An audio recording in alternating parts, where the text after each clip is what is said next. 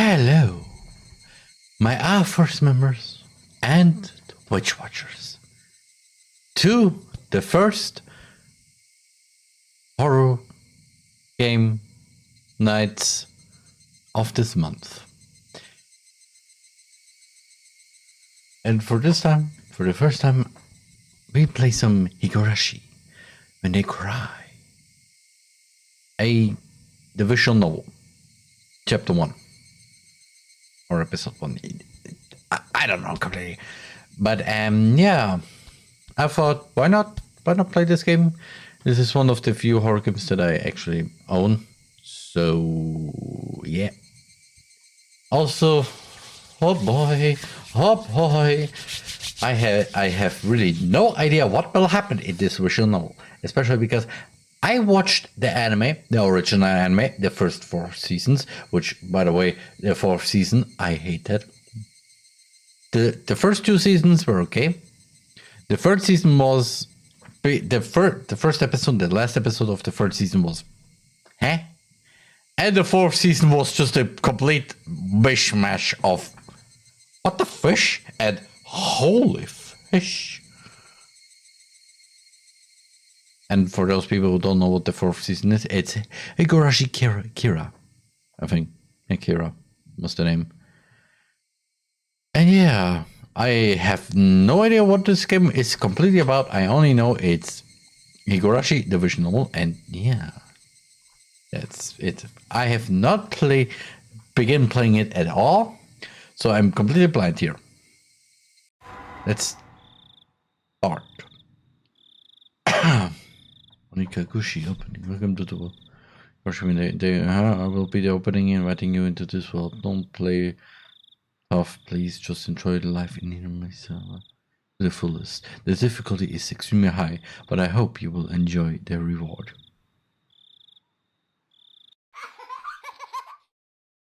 Okay. Also, thank you, Blackberry, for the water. And how's it going at all? Please do not. I will forget.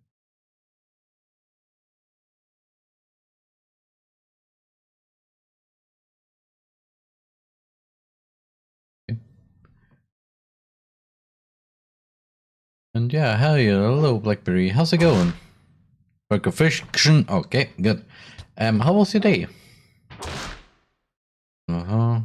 Sure. Oh, 1983. I was going to be ripped apart anyways. Having my body ripped apart would have been far better. Well, it was again, I trusted her. No, I still trust her. Oh! Even in this very moment, I trust her. But I'm starting to realize I only wanted to trust her because I refused to accept the truth. Also, is dripping and those tears making a mess of my face. The mechanical repetitive just sound firmly still. Everything fell silent. Okay, only the cry of the cicadas remained annoyingly loud, and yet I felt as if I could still hear her voice. But that's not possible. She's no longer speaking. Well, the only one crying is me. She never cried. Even when she repeated those words over and over, she never expressed any emotion, because there were none to show. She had no tears to shed for me than I shouldn't need to shed any for her. What? You did something. Then why? This pain in my eyes getting moist. Why was this happening? I still wanted to believe I hadn't been split apart.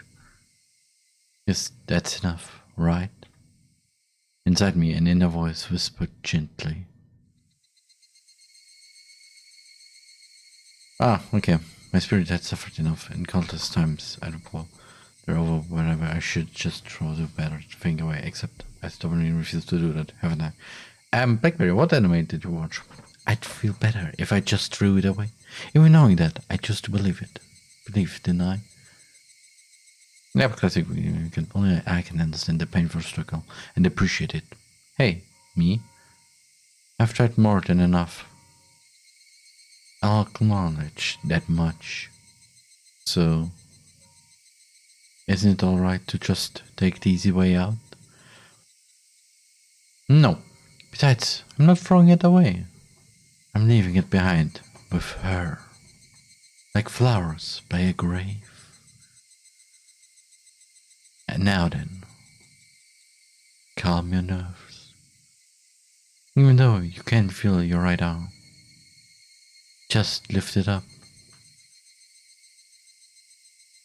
Oh, okay. With everything, forget a little more. That kindness made me happy. That adorable smile brought me joy. I liked petting your head. I loved how demure you were. Because this will be the last time. Because when I swing this down, I'll forget. Oh, this is my first and last bouquet for you.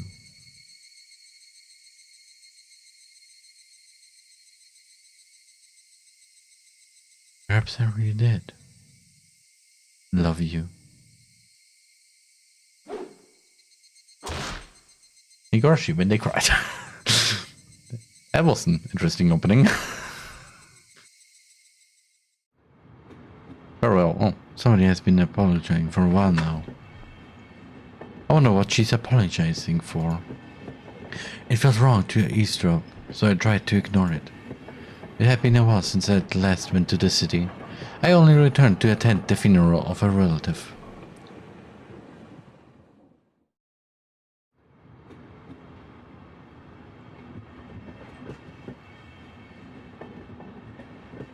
Oh. Even though I'd lived there until last month, I found the bustle of the city to be overwhelming. Those skyscrapers and the multi-lane roads. The melodious cacophony of the crosswalk. Even the campaign speeches blaring in front of the station felt nostalgic. The place where I live now isn't nearly as lively. There's only the chirping of locusts and the babbling of brooks, and the cry of the Higurashi, the evening cicadas. Rather than making me feel lonely, that quietness had begun to instill a sense of serenity. There's nothing where I'm living now. I don't just mean there aren't any burger joints. There aren't even vending machines. No music stores, no restaurants, and no arcades. Even an ice cream parlor would be unlikely. The nearest town has some stuff like that, but it's an hour away by bike. Just by bike, really. But come to think of it, it wasn't really a big deal. There were music stores and arcades and ice cream parlors, but it wasn't like I ever hung out at any of them. I had lived in the city for 10 years and never once been to an ice cream parlor. I should have gone at least once. It's only now that I'm starting to regret that a little. Somebody is still apologizing. Who is she apologizing for? To? She apologized to so much, so just forgive her already. There's no reason anyone should ever need to apologize so much. I started to feel a bit annoyed at whoever was refusing to forgive her. No matter how bad the mistake, there's nothing that can't be forgiven. There's no such thing as an irreparable mistake. You just need to be more careful next time. She's still apologizing, even now. Then, has she really done something that can't be fixed? I have no idea what she's done, but if it can't be fixed, that's all the more reason to forgive her. No matter how much she apologizes, nothing will change. But even so, she keeps apologizing in such a heartbreaking voice. Hey you, the one she's apologizing to. Why don't you just go ahead and forgive her? She's apologizing in such a pathetic voice. Keiichi. Keiichi, we're almost there. Wake up! I was finally aroused from my nap by my father's prodding.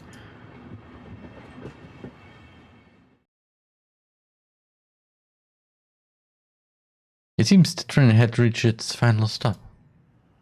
We spent hours riding everything from the bullet train to the local routes. It was hard to believe that the landscape beyond the window in the city I was in half a day ago were in the same country. No, that they were even from the same area. One thing though, the art style looks good. Or the realistic filter somewhere. From there we take a car deeper into the mountains.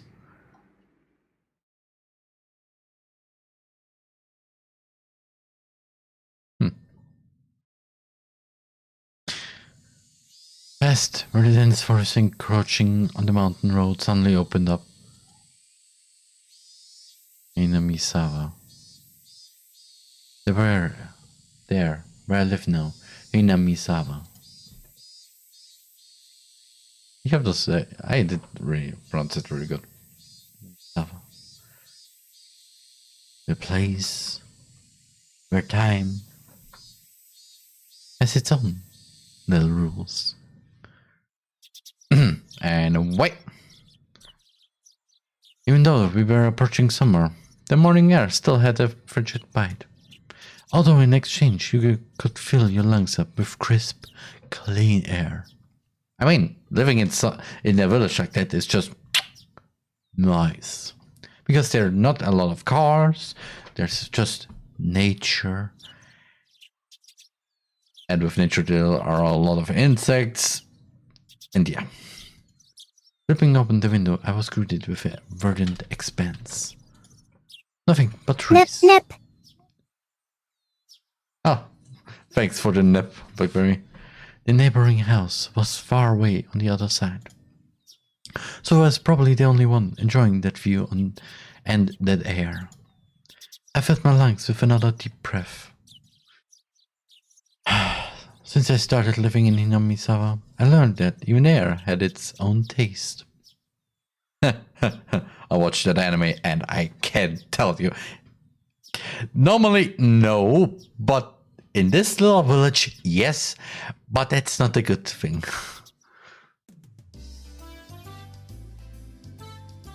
Because, why not? I quickly finished getting ready for school and headed downstairs for breakfast. My mother was the only one there. My father was nowhere to be seen. He was probably up working until the early morning.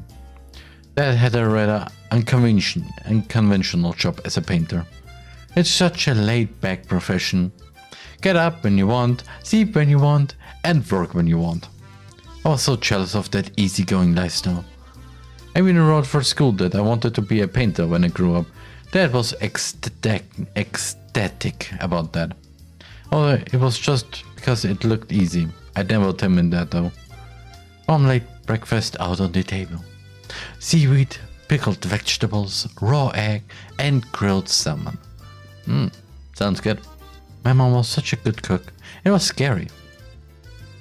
A perfect, immaculate, ideal breakfast. Unlike my dad, who didn't even know the meaning of the word schedule, my mom never squandered any time or effort. She hummed a little tune as she brought over the miso soup. It seems like she was in a good mood today. I'm so happy you've been waking up early since we moved here, Keiji. If I don't wake up early, I won't have time to eat breakfast, I thought I was being cute, responding with a wise crack after being praised for being good. Full bowl of rice, or will half be enough? Pile it on. First, I severed the steaming hot rice with the seaweed. After that, I covered it with the egg. Between bites of rice, I enjoyed the crunch of the pickles. Not bad at all. I mean, it sounds weird, but also delicious at the same time. So, yeah. Excellent as usual. Watching me clean my plate, Mom gave me a warm smile. I'm so happy you haven't skipped breakfast ever since you moved here, Keiji. I was not a morning person when we lived in the city. I slept right until the last minute before school and rarely ate breakfast. Boycotting the breakfast Mom made me each morning. That was probably the only way I could protest being forced to attend cram school. I guess that was what you'd call my rebellious face. I wouldn't so much as look at the breakfast she woke up early every day to make. If I could back in time, I'd slap myself. Mindful of the time, Mom rushed me along with a wide grin. Isn't it about time to meet up with Reina-chan? Hurry, hurry! Mom really seemed to enjoy the fact that her son was going to school with a girl. I get DDLC vibes and I don't like that. Reina is one of my classmates. She really loves looking after people coming to meet me every day without fail. Sayori, hello, how's it going? The way I looked at it, a guy my age walking to school with a girl was just lame.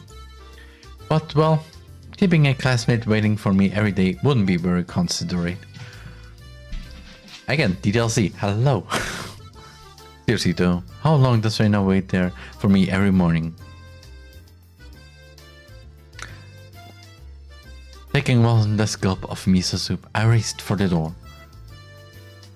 Please thank Reina-chan. Please thank Reina-chan for the pickles.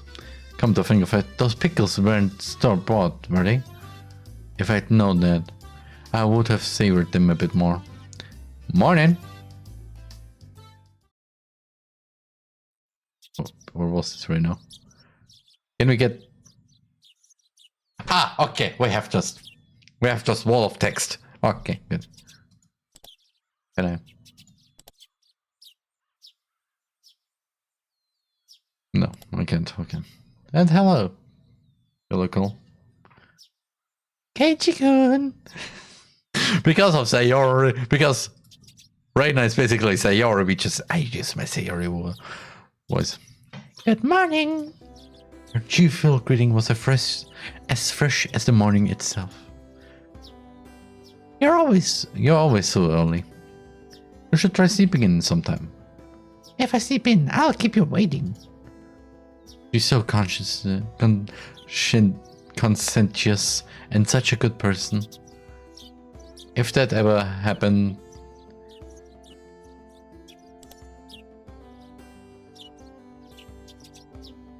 If that ever happens, I'll just leave you behind. Okay, if that ever happens, I'll just leave you behind. Keiichi-kun, you're so cold.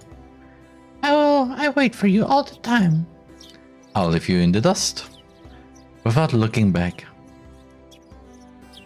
Why are you so mean? Why? Reina had a slightly troubled look on her face. Toying with her was rather fun because of how quickly her mood changed. I'm kidding. I'd wait for you. With those words, Reina seemed to relax. Her face flushed bright red. Thank you. I'd wait forever until you came, Reina. No matter how long. Forever. Reina turned bright red, steam rising from her head as her brain short-circuited. She's especially weak to this sort of talk. It's quite rare to find someone this fun to tease. Well, about that, there's a visual novel called DDLC, and there's this girl called Sayori. Have you ever read a romance novel, Reina? I have never read any before.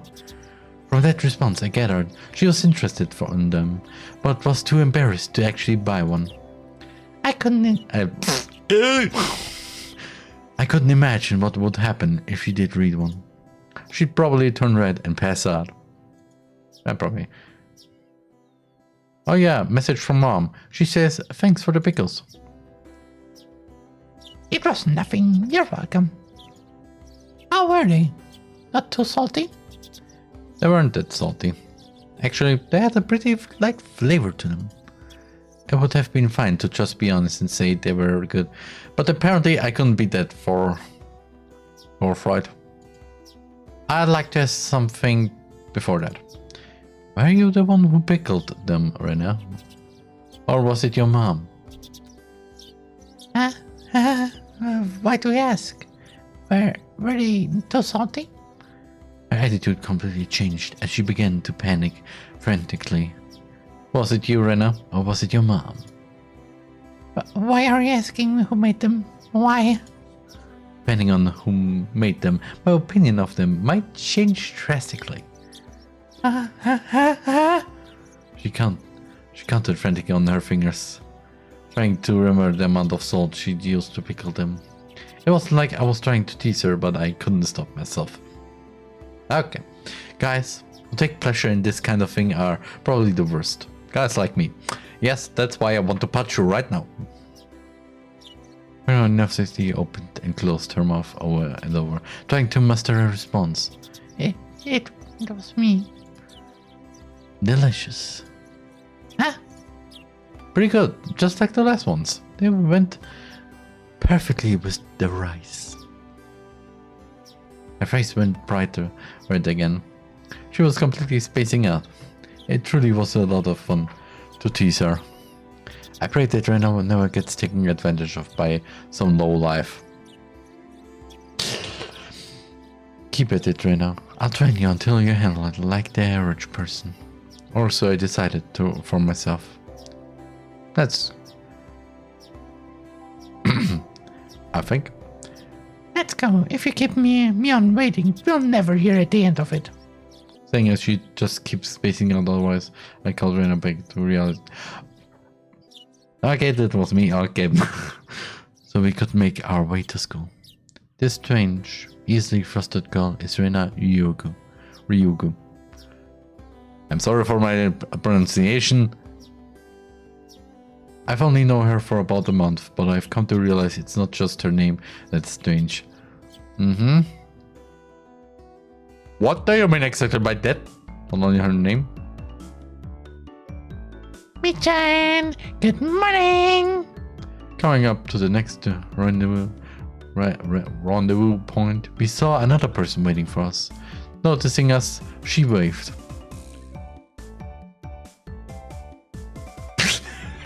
Okay, I need a voice for her. Oh, finally, you two are late. Usually you're the one who's late. In sharp contrast to the legend Lorena, this one marched to the beat of her own drum. She's Mion Sonosaki. For what it's worth, she's our senior and head of the class. Morning, Rena.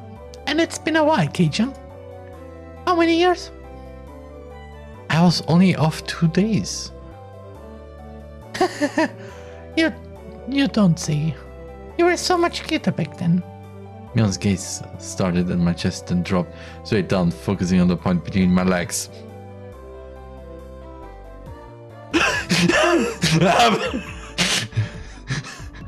Don't look at my pee! On my stick. So she was saying it was my crotch that was picked.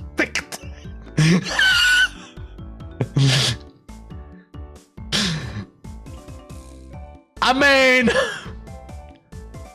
mean, before you ask, just to be clear, I've never actually tried to show it to her.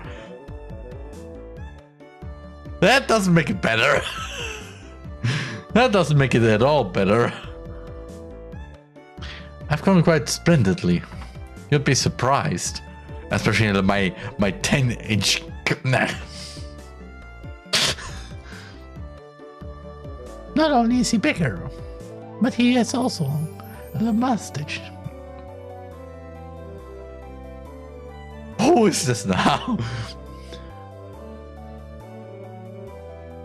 Not only is he bigger, but he has a little mustache now. Being so engorged with energy every morning is quite a problem, though.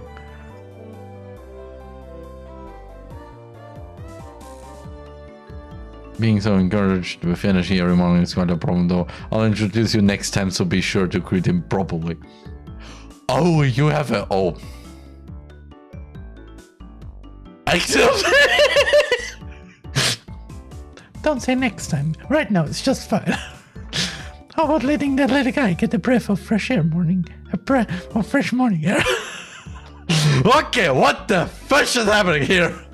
I don't think I've ever talked so dirty you could smell it falling up the morning air before.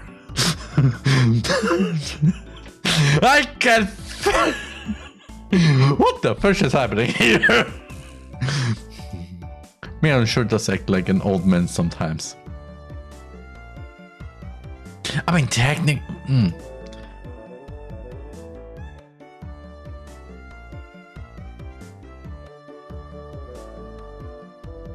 Gotcha, time for the big reveal. Hope you don't regret it.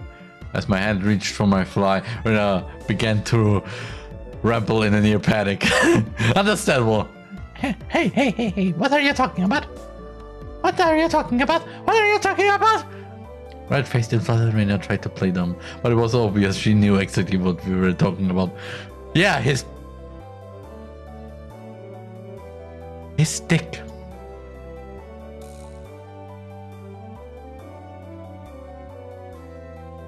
How was it? Seeing the city again?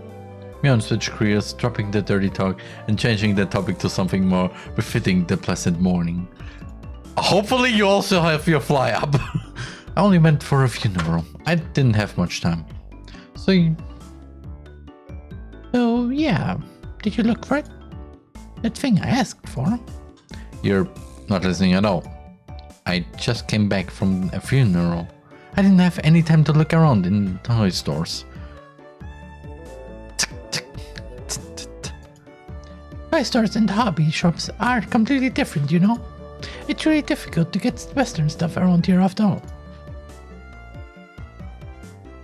Is it about games, Mii-chan? Mion nodded proudly as Rena giggled. Yep, I want a K-chan to bring me back a Westport catalog, you see? Westport was short for Western imported games.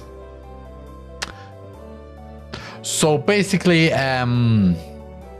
wait, we are speaking 1983. Oh. Using that abbreviation didn't make it sound pretty geeky.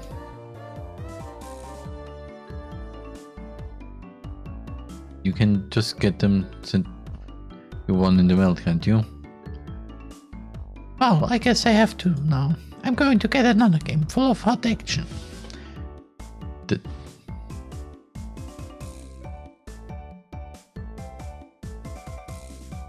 This time I like the game. This time I like the game that's easy to understand. I have. Mion is a board and the card game enthusiast, and I hear she's collected quite a lot of different ones. According to Rena, Mion's room has kind of become a museum for domestic and foreign games. Okay, I will not do any voice acting more now because I have no because this is just a wall of text that I have to read it. I have no idea which voice I should do. So, yeah. If there's a game you think I'd understand, let me play too. Of course. If K-chan is up for it, I should warn you though. We're pretty tough. Just what I want. I'd play all sorts of games. I don't intend to lose. Wow. Then we'll let you in the group this time, I guess. Breathing with joy from head to toe, Rena looked back and forth between me and Mion. Mion gave her an affirmative wink and her expression perked up even further. I thought both preferred playing outside more, so I figured you wouldn't want to. Rena laughed happily. From such a frantic conversation, you wouldn't think I had moved here less than a month ago. I understood that they did all they could to make a transfer student like me feel at home. I'll have to try harder to fit in so they won't feel like they have to try to make me feel welcome. I felt like if I acted a bit more open than I usually am, I should probably be about right for this place. Okay, welcome to the school, motherfuckers! Inamisawa was a really small village. Not only was there only one school, but there was only one class. The class encompasses all different grades and ages. There are about 30 students at different levels, and they all study in the same class. I'm told that long ago there used to be a bigger school building, and they had actual separate classes. However, it seems something happened that made it become a single class, and now it stayed that way out of tradition. I was shocked at first, but humans adapt pretty quickly. I've already gotten quite used to it. The sound of children playing started right from the morning. With such a lively mood, it felt more like a kindergarten than a proper school. Not that it was a bad thing. Myeon, who had been walking in front of us up until then, suddenly let me take the lead, right in front of the classroom door. So I was meant to slide the door open and enter the room first. Huh. Too bad, I wasn't going to fall for that again. I think you'd give up the lead here. You meant for this to be a test of my skills. Myeon juggled with a hearty smirk on her face. What is it, guy? Is it you guys? Step back right now. It's dangerous. She's here. Huh? Then Satoko-chan is.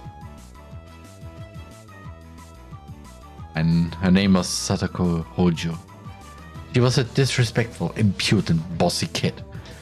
The way she talks was annoying, but I would be immature to get worked up over just that. The real problem was this. Quite the obvious trap, a blackboard eraser wedged in the door. It's too obvious, Satoko. A hearty laugh came from beyond the door. Excellent, K-chan. I guess that means you win this round. No, this is Satoko we were talking about. I doubt that this is it. After falling for such intricate traps since the day I transferred, I no longer let my guard down. Satoko liked to combine a variety of traps. Traps that were simply there to bait you into the main one. Traps that relentlessly kept coming at you like a sadistic Rube Goldberg machine. The list goes on. As well as being clever, they almost never misfire. When you least expect it, she strikes. No escape, no time to relax. By the looks of it, this eraser is normal. No rocks or anything in it. I took a pretty heavy hit from a blackboard eraser loaded with rocks on my first day. So then, why don't you just open the door and let it drop? That's what it is. That's what Satoko was after. Making me focus my attention upward, so as I lifted my hand to the door. There were thumbsticks stuck to the sliding door handle with tape, a frightening trap. A potent and terrifying trap. Concealed by using that blackboard eraser. An impressive combination, Satoko. But in the end, nothing more than the travel machinations of a child. Assured of my victory, I threw the door open and stepped into the room. I felt something strange at my ankle. It was similar to the sensation of a jump rope catching on my leg. Oh no. By the time I realized she had me hook, line, and sinker, it was already too late. I began to fall in an almost picturesque manner. K-chan, watch out!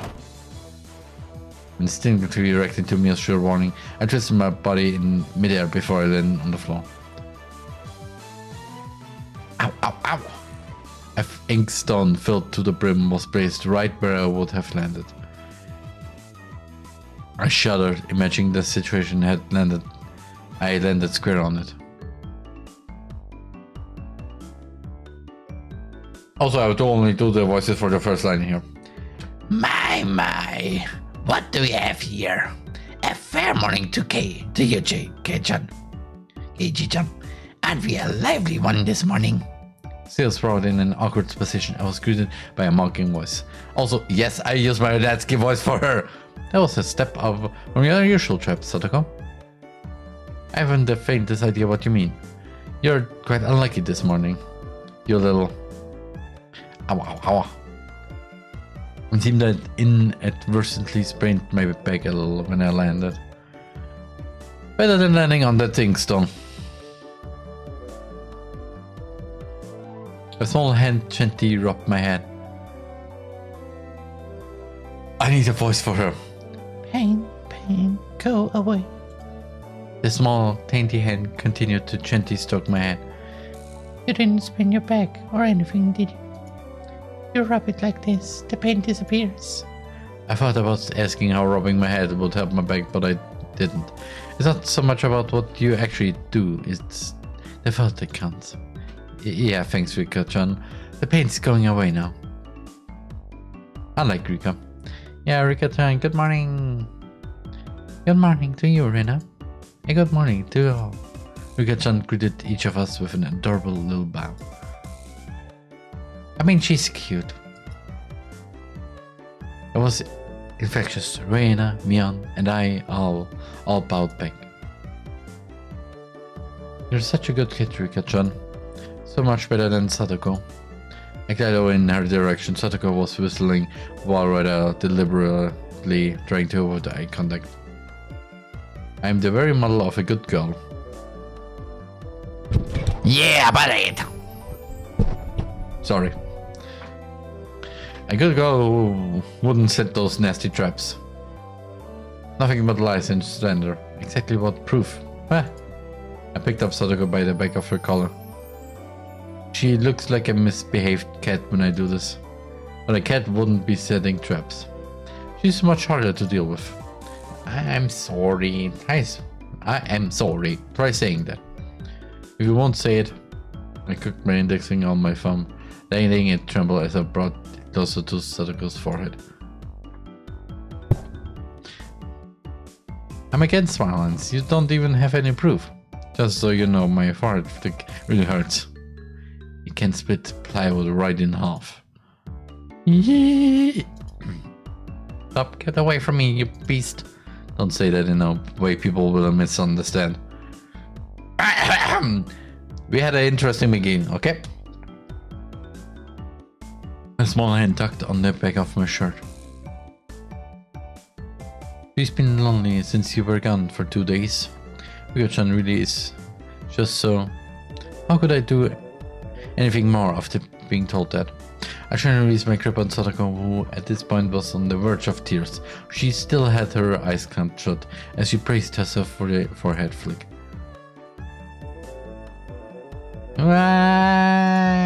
It doesn't bother me. Thanks for the water. You mustn't cry, Satoko. Keep on fighting, yeah? Yuka gently patted the head of her prankster friend. You would never guess those two are the same age. I think Satoko could learn a thing or a million from Yuka-chan. Next time, set an even more amazing trap. Wait a minute! As she observed the scene, Reina's expression grew ecstatic as she began to swoon. How Satoko-chan is going. So cute. You can't take them home. What you can eat? What was the phrase again? I don't know exactly though. Huh? But they are so cute. You can't, no matter how cute they are. But just a bit, it's fine, it's fine. And I kept a cutesy face even as outrageous ideas spewed from her mouth. According to Mion, Rene is ridiculously big to cute things and always tries to take them home. Why? Why take them home? Especially because I have a bad feeling. Again, I watched the origin anime and boy,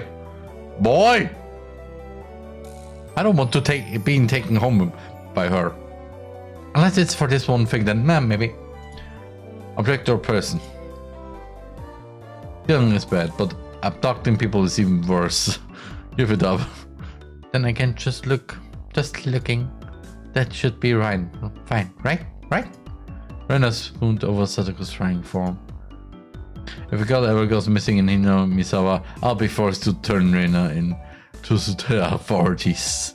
I mean, why only a girl? I mean, a guy can also be cute, right? No judging here. Forgive me, Rena. I'll be sure to bring your care package when they put you away. Did you just coming? Quickly, clean everything up. Satoko, that inkstone is yours, right? Just from your single statement, the entire mood of the room shifted back to normal. The inkstone was bad, but the drumsticks stuck to the door handle were an even bigger problem. I pulled the tape off carefully, making sure not to skewer myself. Even though Satoko was the one who set it up, I went ahead to pick up after her. By the time the teacher entered the room, the bed lamp from before had been neatly tidied up. Aha, we made it in time. Rise, attention. Mian gave out the morning commands, like always. Rise, bow, sit. It's difficult being the teacher for all these different grades in one classroom. She has to teach something different to each one. But naturally, she ends up spending all her time with the young kids. Ren and Mion, being in the highest grade in the class, end up mostly doing self-study. They even end up helping teach the young kids, so it seems like they can never get to their own studies. They're actually way behind where my studies have progressed to. As a result, I'm pretty much taking over for the teacher and helping Ren and Mion with their studies. You're a pretty good teacher, Keiichi-kun. Easy to understand. Mina took a breather after finishing highlighting an important section. Teaching is making me lose confidence. It makes me aware of how shallow my understanding of the subject is. They say that to teach someone something, you need to understand it backwards and forwards. While you're teaching us, you're getting in your own practice. In contrast, this person over here is quite laissez-faire about things. I have no idea how to pronounce this word. For one, isn't she supposed to be in a higher grade than me? Look, Mion, this is for your own good. If you don't take this seriously, there'll be trouble later on.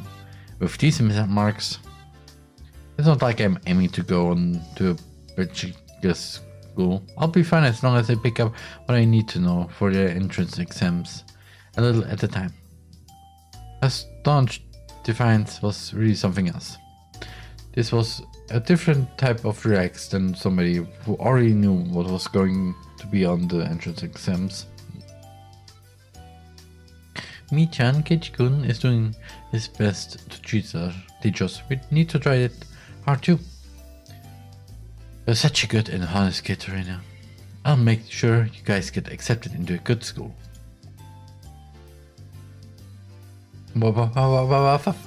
Thanks so much. Especially you now.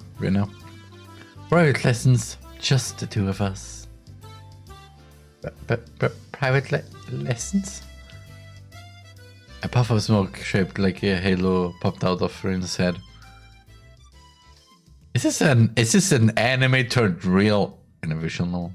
Exactly what kind of private lesson is she fantasizing about that's making her turn so red? Well, we talked about your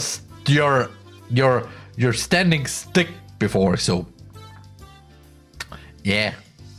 I like to hear the play-by-play about the next time. This is literally DLC without the breaking the fourth wall thing. Well, actually, it's really like this. If you put away the technology and literature and being literally in that, knowing that one character is in a game and breaking the fourth wall, this game is technically like the DLC. While Mion was flipping through her vocabulary flashcards, she threw out a casual question. So, in the city, do you have to study this much? If you don't know at least this much, you can't get into a university. So you study just to get into a university? Well, yeah, basically. While knowing that this stuff won't ever come in handy in the future. Out there you can get into a university as long as your attendance is good enough. Really? Study equals entrance exams. Having that basic law of the universe so easy overturned sent me into a state of shock. That is right. There aren't really enough people around here to warrant winning them out with an exam. Aren't? If anyone can get into a university, then there's no need to be all uptight about the stuff, right? Well, that's true, but you should at least know stuff that's common knowledge. This old geezer thinks that instead of wasting time studying pointlessly, you should be spending your precious teen years doing more meaningful things. It was too profound of a statement to simply laugh off, but since it was Mion, it probably didn't actually have that deep of a meaning. In place of a chime, the sound of the principal waving a handbell drifted through the classroom. Hey John, we're done. We're done. It's our wonderful lunchtime. A complete 180 from her unmotivated state. Milne gave the comments that signaled the end of the morning period. Keiichi-kun, let's have lunch. I might have been making a very troubled face. Rena smiled brightly at me. Alright. Let's eat. There seemed to be different cliques even within the class. Most of them were divided up by gender and age, but our group was different. Our ages were different and we had both boys and girls. Yeah, but we weren't reserved around each other. This level of openness makes a transfer student like me pretty happy. Rena and Mion pushed their desks together so they were facing each other. At the same time, Satoko and Rika-chan were slowly lugging their desk over as well. Keiichi-kun, hurry! Meno waved her chopsticks in an unrefined manner, trying to hurry me along. Unless everyone was together, they wouldn't even open their lunchboxes. Ichi-san's lunchbox is mostly assuredly filled with nothing but bread crusts like some sort of destituted plebeian. Why don't you just show it to us? Come now. Even though Satoko was hurling insults at me, she still wouldn't open the lid to her lunchbox until I was there. I pulled out my lunchbox swiftly and dragged my chair over to join the circle. Hey, sorry to keep you waiting. Now then, Representative Me, please give the signal to start. At first this was kinda embarrassing, but I got used to it pretty fast. At this point I probably wouldn't even open my own lunchbox if someone else was too slow. Our ages and genders may have all been different, but we are all friends. Let's eat. The sound of our little 5-part chorus echoed beautifully throughout the classroom. We have 4 girls and 1 boy. Where's the evening? Where's the other? Really though, I've gotten pretty used to this group made of all girls. Of course there are other boys in the class, but they were a lot younger, so they were scared to approach me. Well, that's to be expected. Younger boys just see older boys as scary. Compared to that to girls, well, at least these girls aren't picky. We put all the side dishes in the pinnacle, where everybody was free to pick at them. I thought girls wouldn't mind sharing a meal with a guy, so I was a bit flustered joining in. However, Mion noticed that and teased me quite a bit. As the fruit of my efforts, I can now reach over and take sides from anybody's lunch. My, isn't Sir Keiichi's lunch extravagant today? My, isn't Madame Satoko's lunch extravagant as well? The stewed stuff has a nice look to it, rather trendy. Buying into the fight that Satoko was starting, our chopsticks locked in a cross count, stepping into each other's lunch. My, how delicious. Oh, this taro is good. The stewed stuff is good too, even cold. After seeing my happy face, Rika-chan's expression broke into a little smile. I saved some from dinner last night. By the way, Satoko and Rika-chan's lunches are always the same. Seems that Rika-chan makes it for both of them every day. Rika-chan made this too? These taste like mom's homework cooking. I was honestly impressed. And I would like to take a little break. So see you in a few minutes. First is the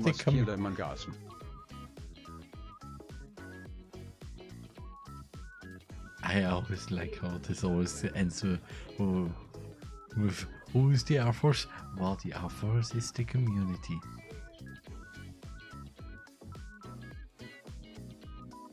And it's not nothing with with military. Just saying.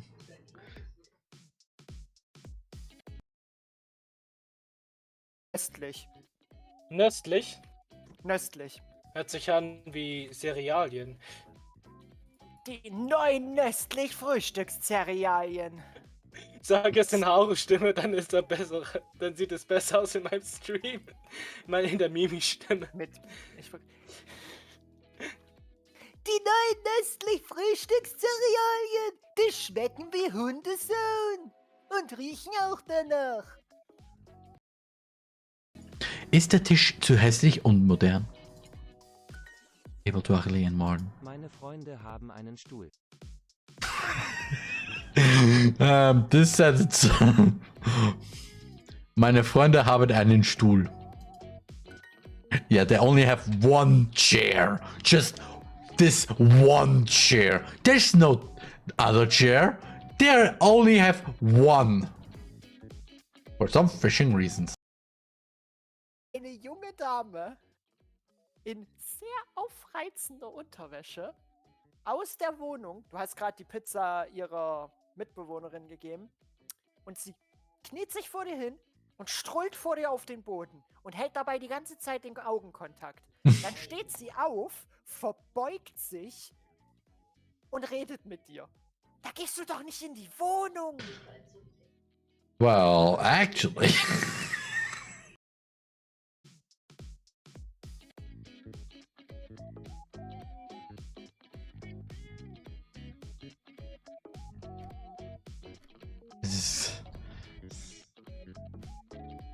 Ja, jetzt also VTuber.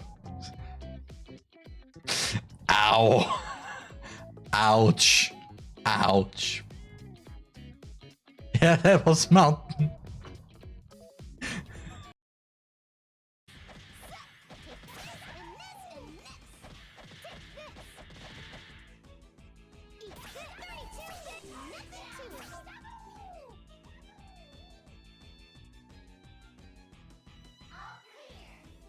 Okay.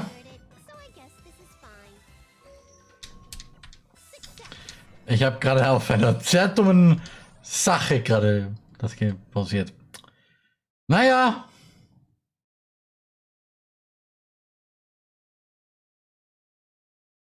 Ah.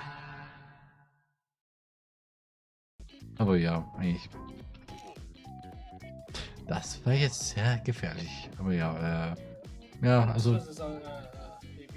Wer zuerst den komischen Hasen auf 2v2t findet, der kann sich alle Ressourcen von die dort sind snacken. Am meisten den ist der komische Hase aus Diamantenblöcken, also yeah. Ball and in the window. You have to be fishing at me. Es ist jetzt sonnig. Es ist jetzt sonnig. The Hedgehog, sorry. Oh yeah. Oh yeah. Oh yeah.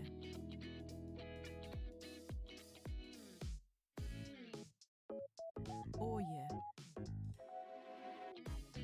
Sorry. Gegen M&M's. Die im M&M Ein Random Fact, das kann ich aber sagen über fuck, jetzt kann ich nicht mehr Jetzt kann ich nicht mehr aussprechen. Ich habe es einmal absichtlich falsch gesagt, jetzt kann ich es nicht mehr aussprechen. Oh Gott. Ein Random Fact über So. And I'm back. The cardboard sets weren't from a mold. They were done by hand with a knife. That's not easy to do. I guess because I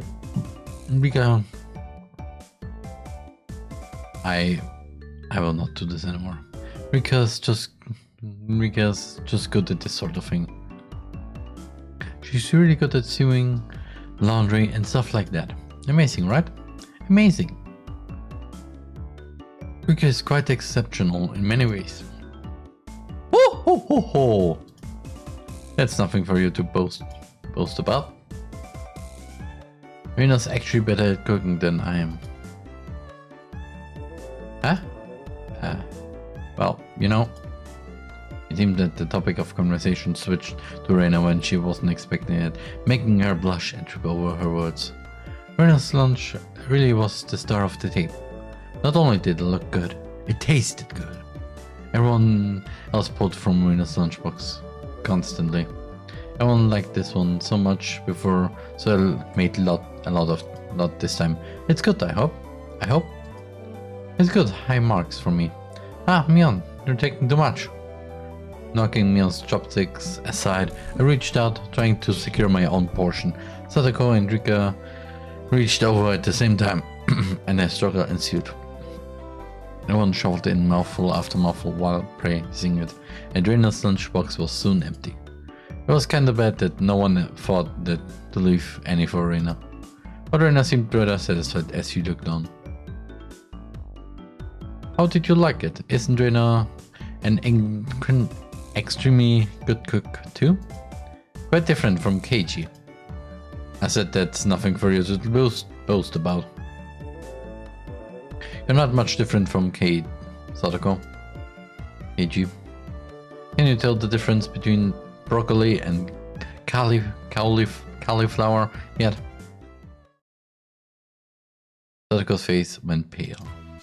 Hey, even I can tell the difference between broccoli and cauliflower, you know? Of course I can. I really can. It's really hard for her to lie. Keiji, both taste good when they are boiled and topped with mayo, right? You shouldn't be picking on her. Mion too. Rena hurriedly tried to follow up, but Mion laughed softly as she drew closer to Sadako. Well, just pretend it's a little home EC lesson. Now then, Sadako, what's this? Mion lifted up her chopsticks. Between them was a piece of green stuff wrapped in bacon. Oh, but that's asparagus. Mion made eye contact with me, and within 0.3 seconds I had Rika's mouth covered. Holding a piece of bacon, wrapped asparagus, and giving her two choices. She's pretty terrible. The yellow one is cauliflower. No wait, the green one is cauliflower. So which, huh? Probably the yellow one is broccoli and the blue one is cauliflower, but the green one is okay, blue, from where did the blue one come from? Do you really know which is which? How about you just give up? I'd expect no less from the class representative. The oldest. The way she drives people into a corner just shows how much experience she has. This is just a hunch, but being brought into the Sonosaki household must be quite the ordeal. I do know. I really do. And answer that question. I know. She finally broke down and started crying. When she acts like this, she actually starts to seem her age.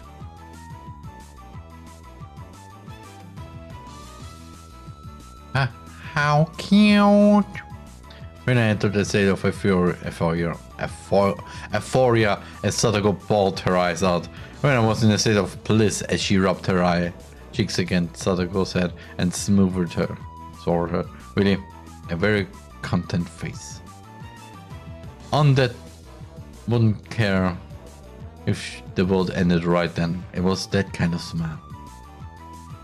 Reina, Mimi is picking on me. Wah. Cute. Reina, will take care of all those bad people who tease my little sister.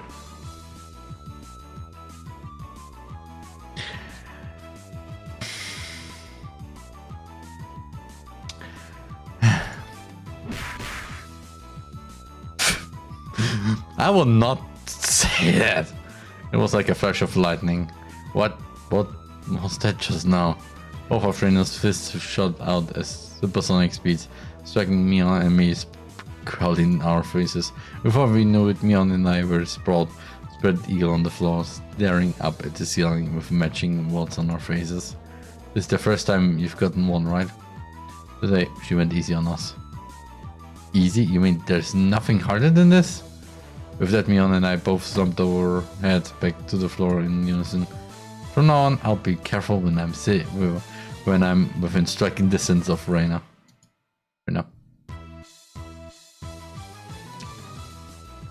Peace, Sadako. I took care of them. Cute. I want to take you home. Making sure Reina couldn't see it, Sadako stuck her tongue out at us. Damn it all. Using Reina like a puppet.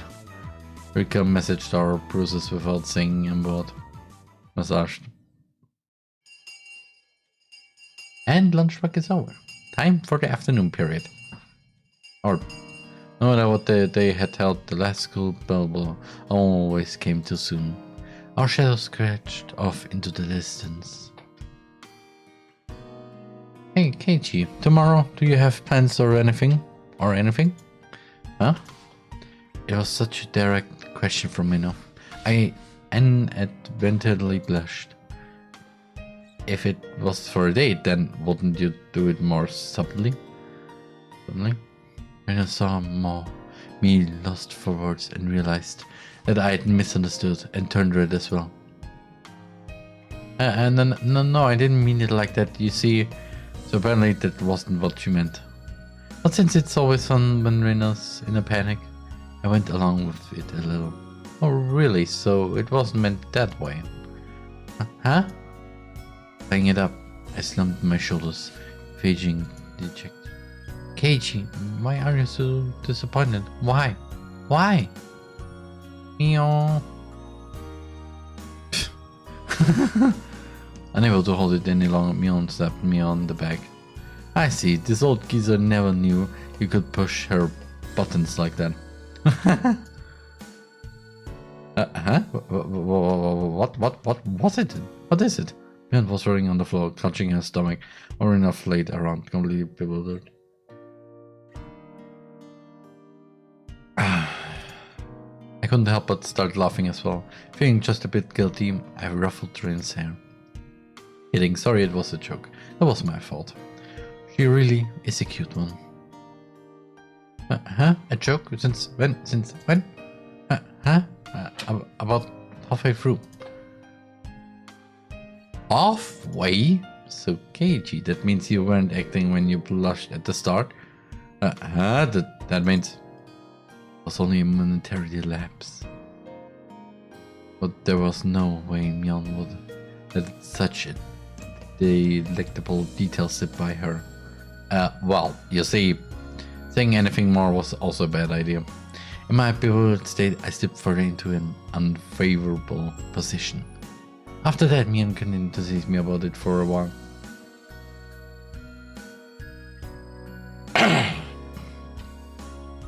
So why were you asking if I'm free tomorrow, Rena? Oh, what were we talking about? It had been so long that Rena had forgotten. That's how long Mion had teased me. It's just Keiichi. You probably can't find your way around Hinamisawa by yourself yet, can you? That was true. I had to say it, but if you blindfolded me and spun me around 3 times like we were playing pin the tail on the donkey, I wouldn't be able to tell up from down here. Yeah, I don't think I know how to get anywhere besides back and forth from school. Yes. So you see, tomorrow we were thinking that Mion and I could escort you through Hinamisawa and show you around. Would be a godsend. Frankly, I was happy about the offer. To come, of course, right? If I'm free. You're being invited by a girl, you know. If I'm free. You're probably free anyways. If I'm free. I was being stubborn so as not to give a clear yes or no. Even though I thought it was a good godsend, I'm too much of a scam to say so upfront. Hey G, you're not free perhaps? Perhaps? While Mion and I had our rather sour back and forth, Rena peeked over me hesitantly. Figuring I'd been a bit too rough on her, I just gave in. Sorry, forgive me. I apologize. I'm free. Great. The reputation disappeared from Rena's face as it blossomed into a smile. Hey now. You're an all-star. Hey. Seems like there's quite a difference between how cold you are to me compared to Rena, isn't there? Mion didn't care for how rude I was to her compared to how quickly I agreed with Rena. But her being annoyed was very interesting. So I pushed Rena forward, speeding up our pace to leave Mion behind. Let's go, Rena. Maybe just be the 2 of us tomorrow. I'll leave grumpy old Mion behind. Huh? Wow, if Keiichi is okay with that, then I'm the one who came up with the idea to take him around. Don't ignore me, Keiichi, Maebara. It'd be great if the two of us could go on a picnic together. Should we bring a basket right now? If you're bringing a basket, I'll make all the food, maybe. Maybe. Don't ignore me too right now. I'll tell everyone that you two disappeared into the hotel district together.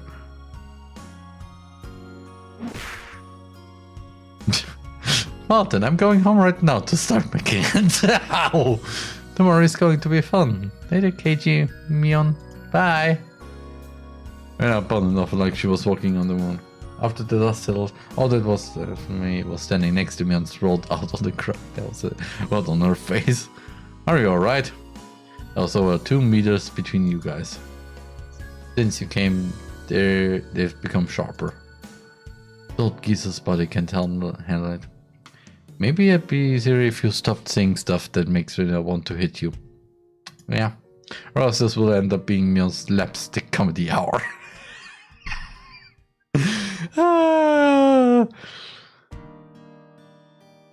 It's so funny. Yeah, by the way, Higurashi is, by the way, a horror series. Don't you feel it?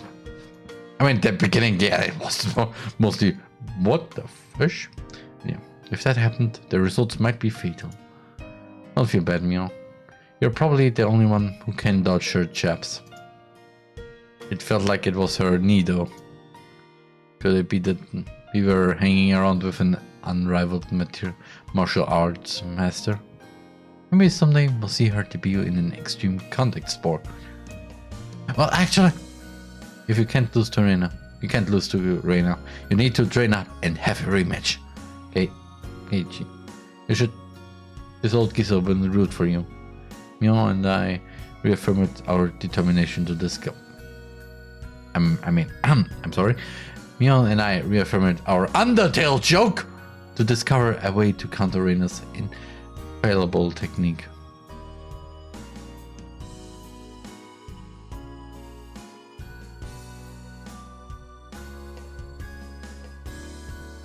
And that was chapter 1.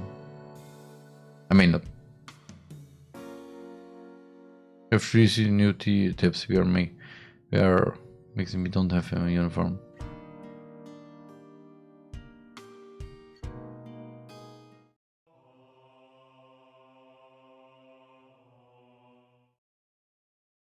Is this just? Please don't tell me this is.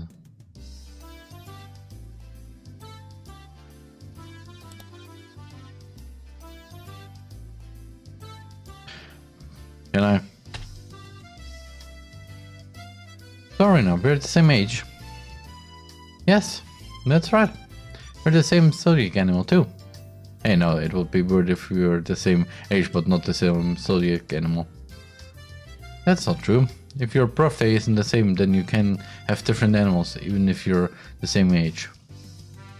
I mean, yeah, technically. Especially the Chinese, according to the Chinese calendar. Huh? Okay. Bye, Blackberry. See you anytime. Oh, I see. Man, you're pretty smart. What month were you born, by the way, Keiji? I'm July.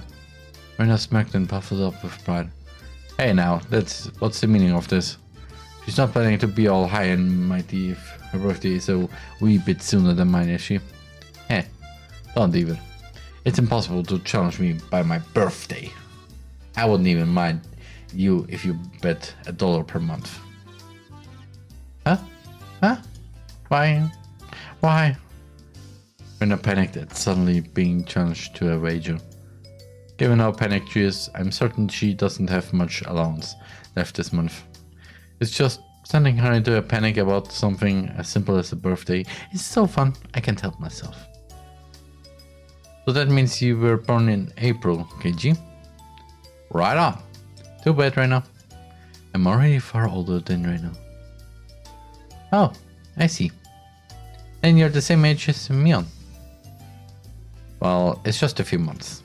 That gap will open up again soon enough. Mion sickered through her nose. Hey. Now. You're an all-star.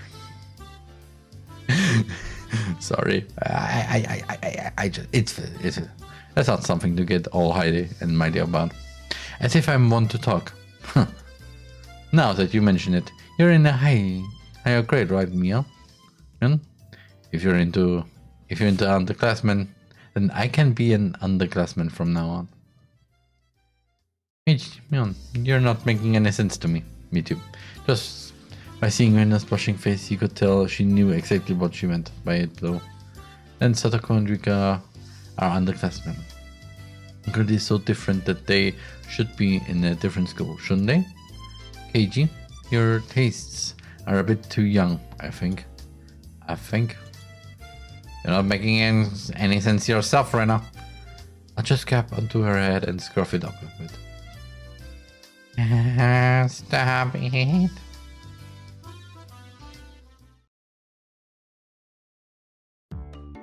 I wondered about it before, yeah. I was wondering why this school has different school years all mixed up. There aren't enough classrooms. Can't help it. This building is being rented from the forestry for services. After all, when she says it like that, it makes sense. I've thought that our school was strange for a while now. The schoolyard is gravel, there are rooms that aren't for classes, and there's some strange sort of construction machinery parked here. Why is it being borrowed? What happened to the real school?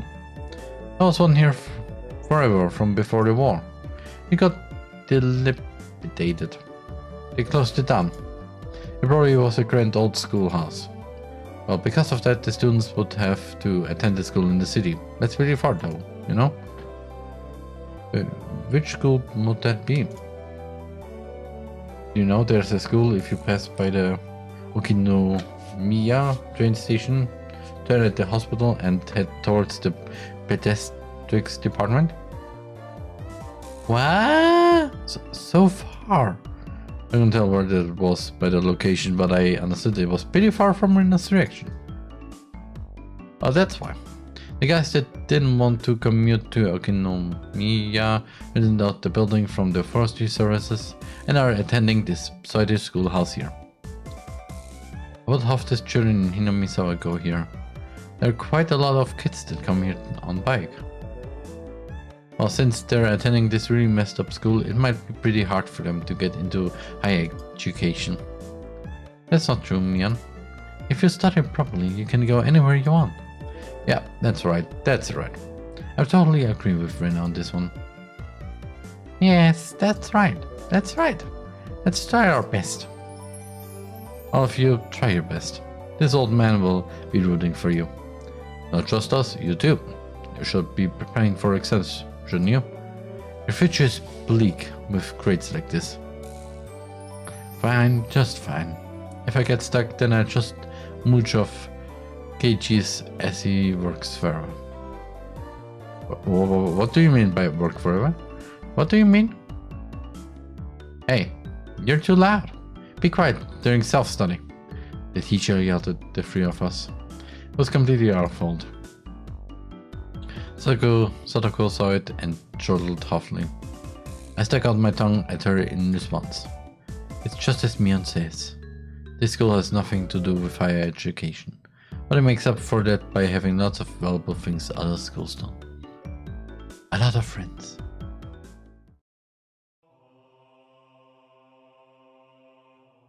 Okay. Save and load. End of chapter 1. Wait, what?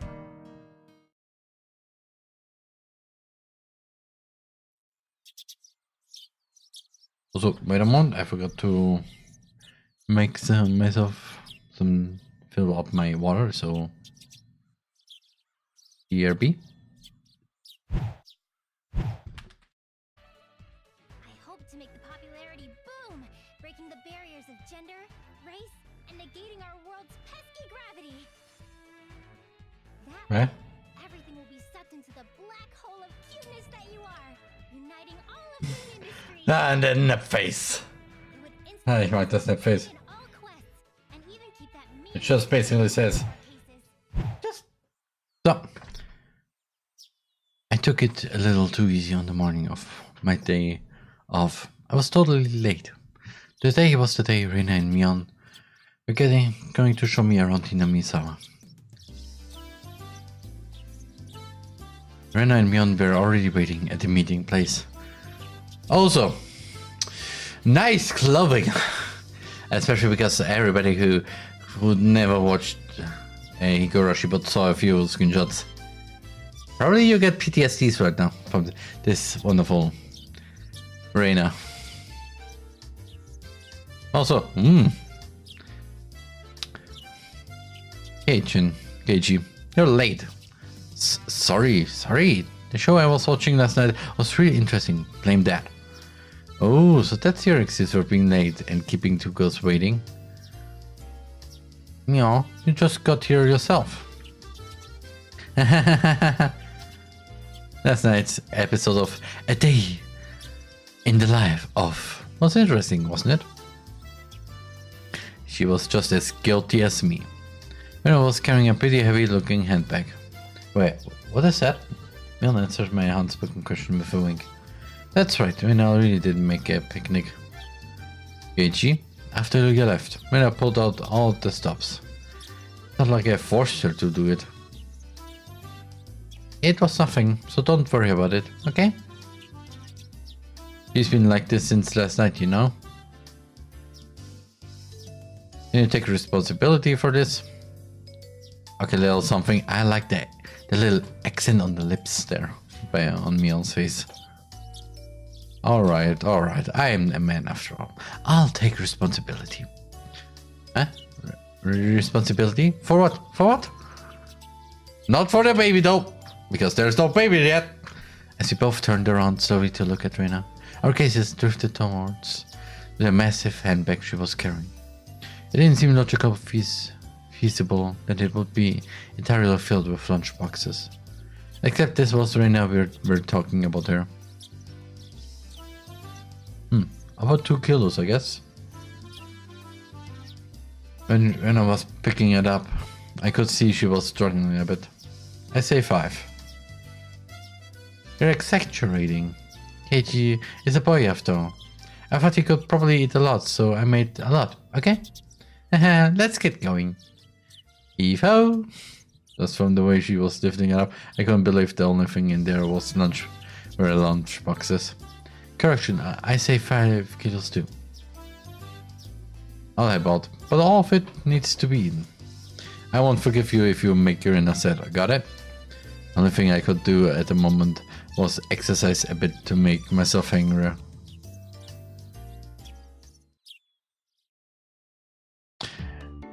Having finished with the pleasantries, we began our leisurely stroll.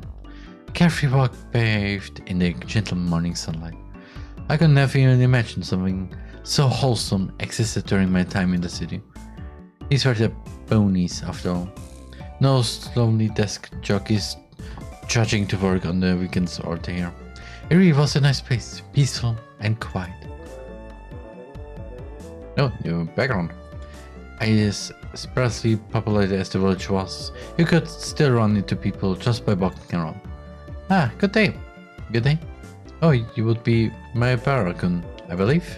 My 2 companions exchanged greetings with everybody we ran across. Of these, passerby even knew my name. When did I become this famous? We passed 3 people, and when all 3 of them knew me, I started to feel a bit paranoid. It's a bit sad to say. Everyone knows everyone since there are so few people here in Hinamisawa. So that means when an unfamiliar face walks by, they automatically assume it's that Marabara fella who just moved here. Yeah, that's how it works out. It was a process of elimination you could only pull off in a place like this, but it was quite effective. I mean, yeah. From now on, I'd better make sure to maintain a good reputation.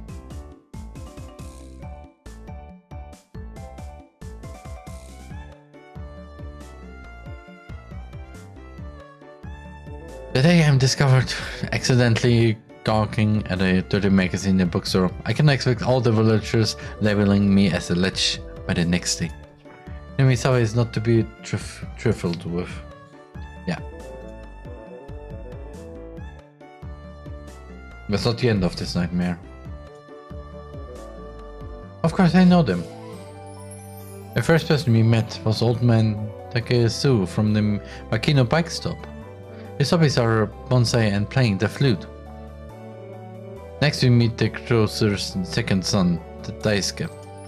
His hobby is sharper shooting and he hopes to be an ace sniper in the future. And the person we just met was Mio, the nurse from the clinic.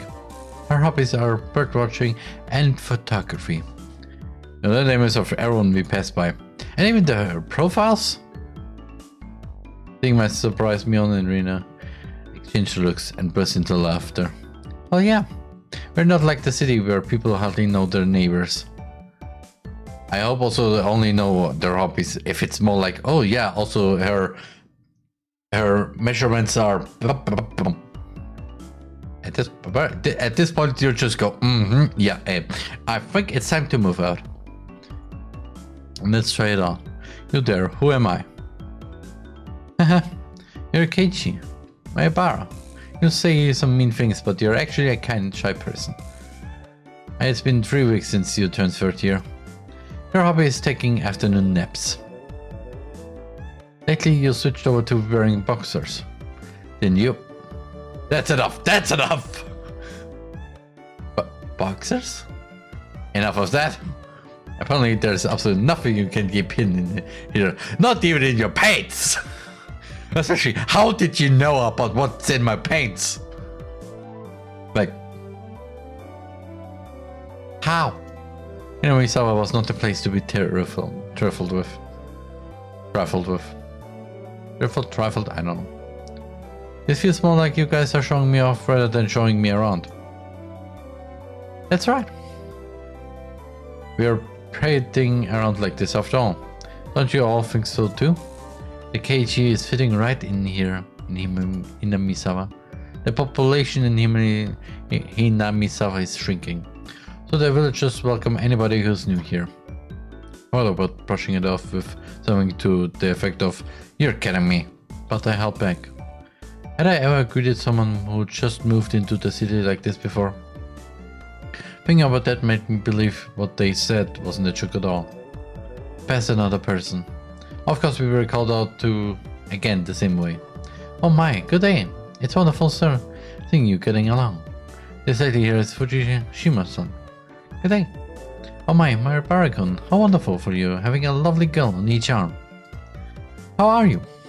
Getting used to life here? Instead of recreating a prepared response like I would have in the city, I responded with an emphatic nod.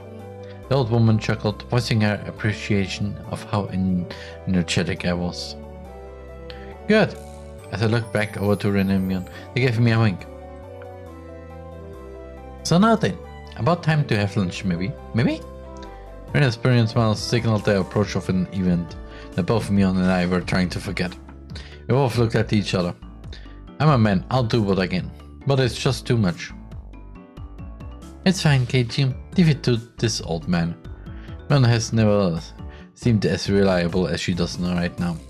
I'd expect no less from the class representative. Class rep. And if we're going to eat, we might as well go somewhere with a good view. Wow, yes, good idea, I agree. Yeah, I nodded her head happily in response to Mion's proposal. Also, not gonna lie, how about we're gonna have a little watch along this month sometime for watching the original series and maybe everything. That would be good.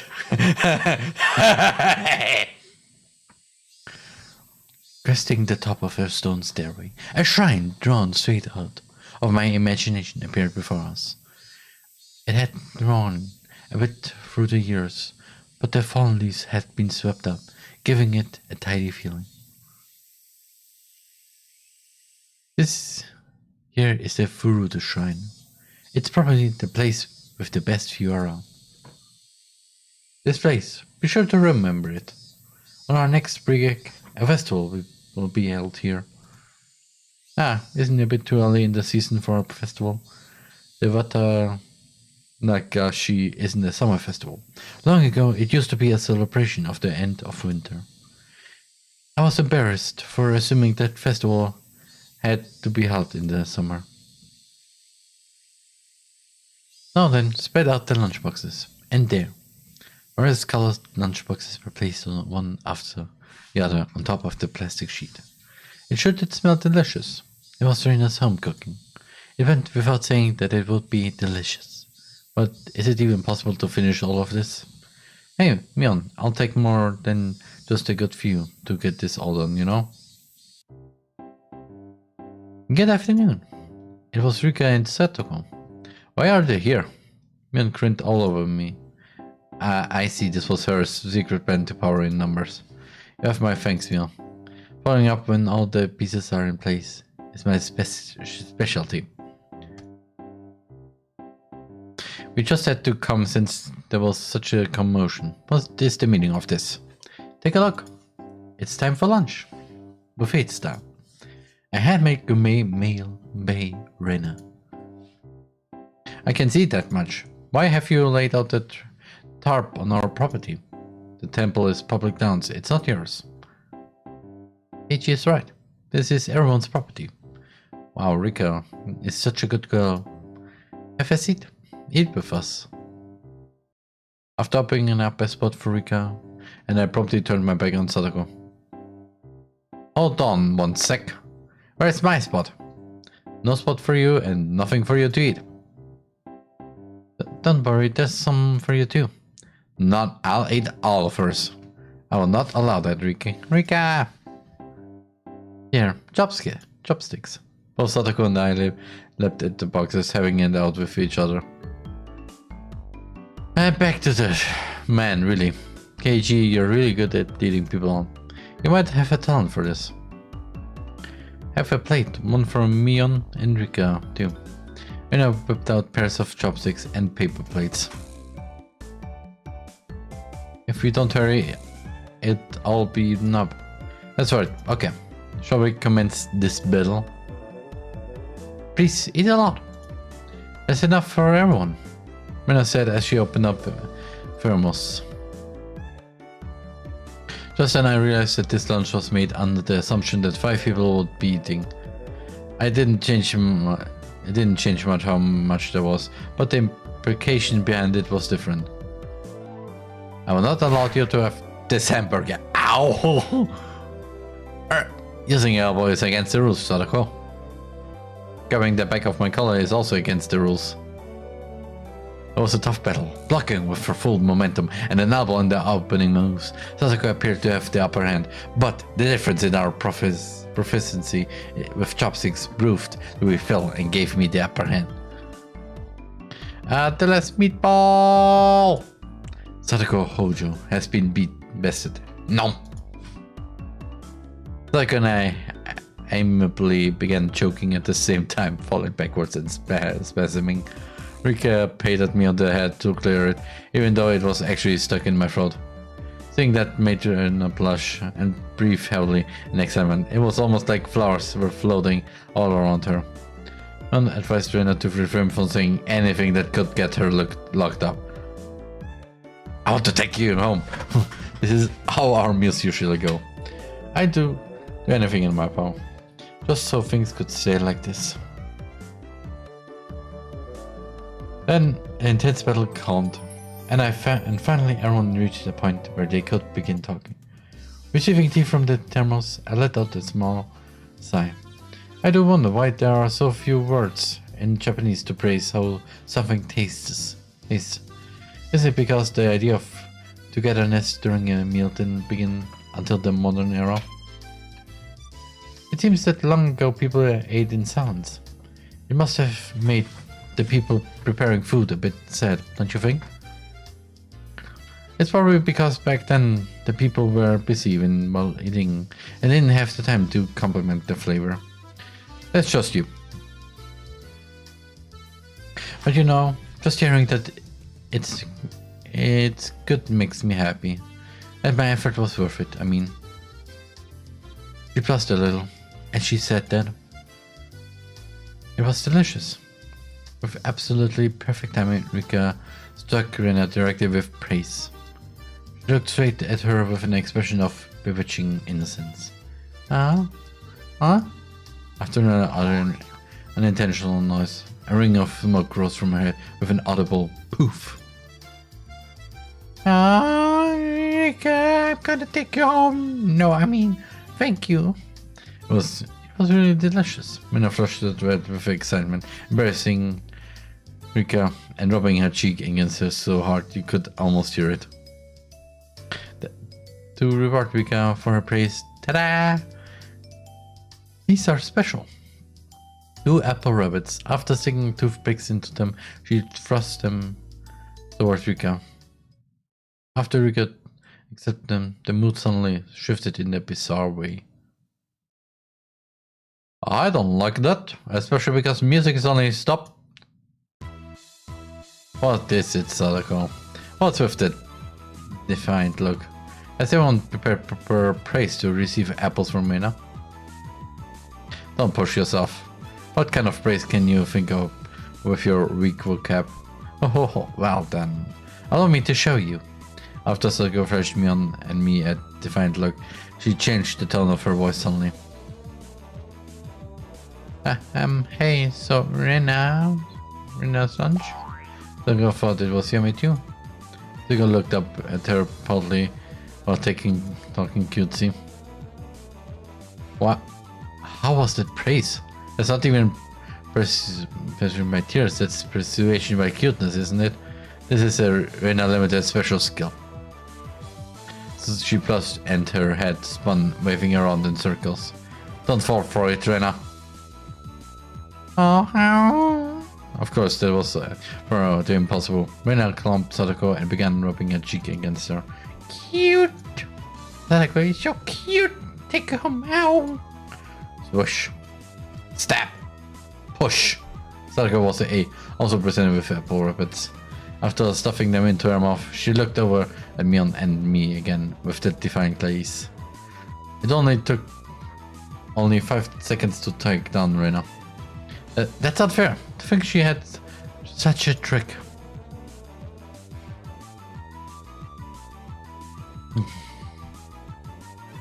If it upsets you so much, why not reward Rena with some praise? Damn it! That was a dirty trick. First of all, that wasn't even praise. Sadako, you think you've won with that, don't you? How about I show you guys something much better than your superficial gimmicks? That sounds great, Mion. What kind of trick is it? G is going to be the one who does it, so what? Oh, why don't I have to show me then? The raving of an old maid. The one of attack she just suggested was wicked, but it was the only thing we had to beat Sadako. Wait.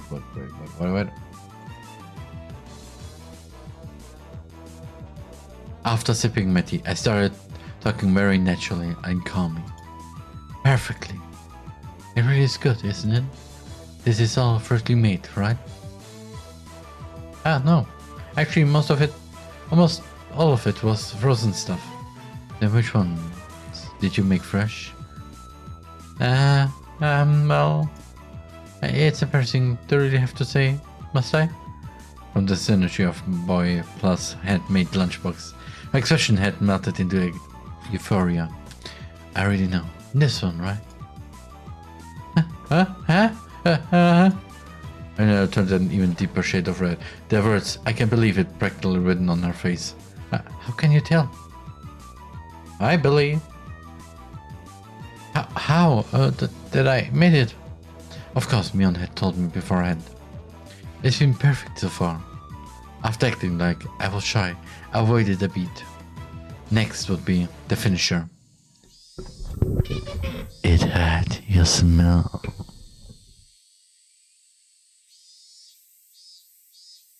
Silence enveloped the area.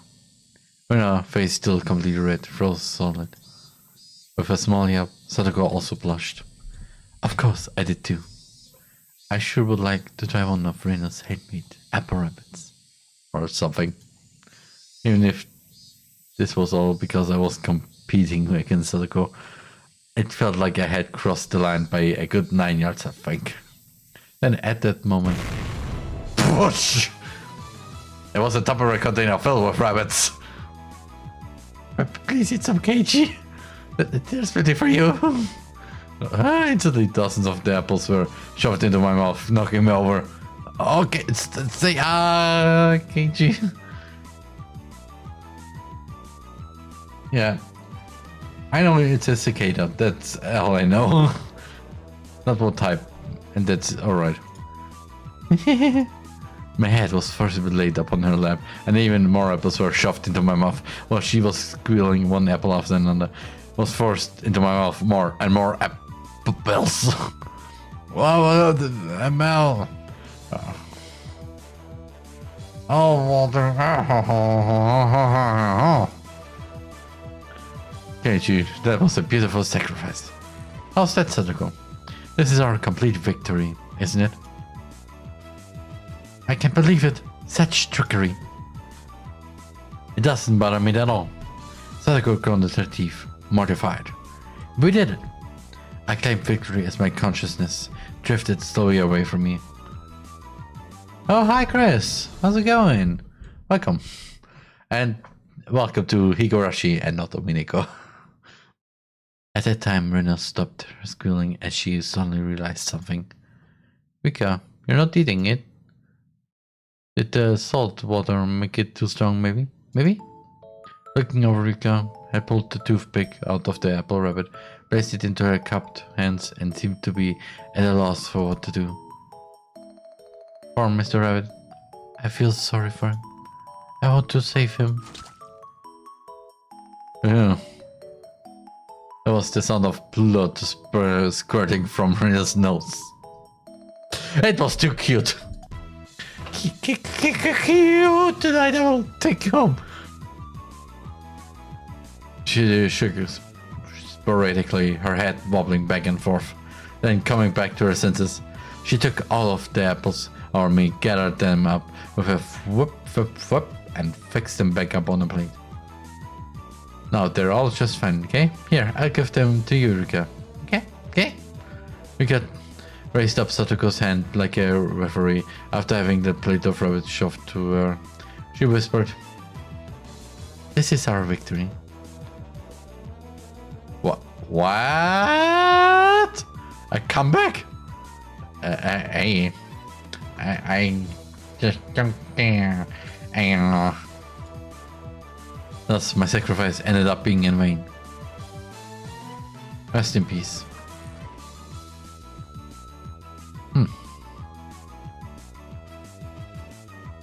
I must say, I like this. I like this somehow. But the only thing is, we need to go to the good stuff. The good stuff is hopefully happening soon. Oh, okay, we can do it after the stream, okay, Billy?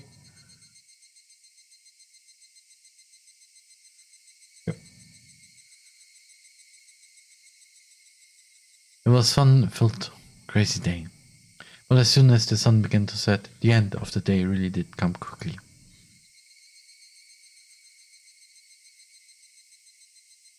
Later, Rena and Keiichi. See you tomorrow.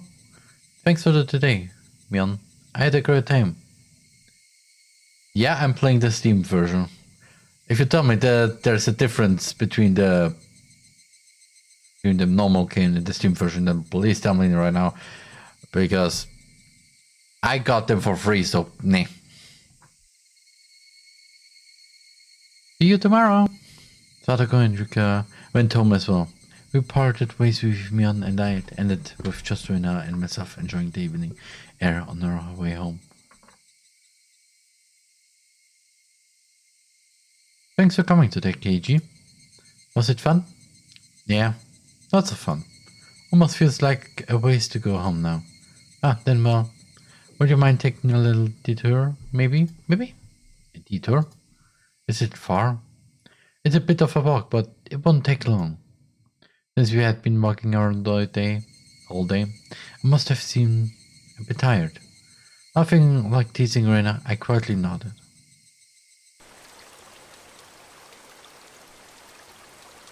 Oh, I know what's happening.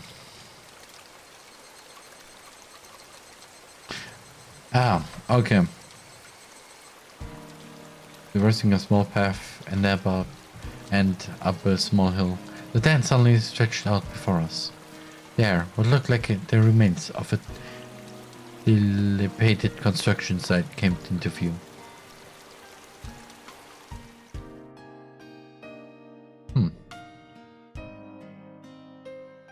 A large heap of garbage spread out off towards the swamp. Probably illegal dumping. I recalled it being in the newspaper. Oof. It's been quite a while. I wonder what's here. When you say it's been a while, you mean the business you had here was with this garbage pile? It's not garbage. To me, it's a pile of treasure. Rena had already entered that well-known cute mode of hers. So that means there was something cute here? Whoa, a new pile. I can't wait. She bounded up the unstable slope. And I expect no less from a born and bred country girl. Hey, wait, I'm coming. Whoa. My city raised self was completely pitiful. It's alright, just stay right there, Keiichi. It won't take long. Then I kindly declined my accompaniment. Don't fall. Watch your step. I'm fine. This is nothing at all. Literally bounding up the heap of trash, Rena disappeared over the other side. I didn't like being left behind, but I was still pretty tired from the whole day, so I just ended up waiting. Without the lively Rena around, the surrounding area quickly fell into silence.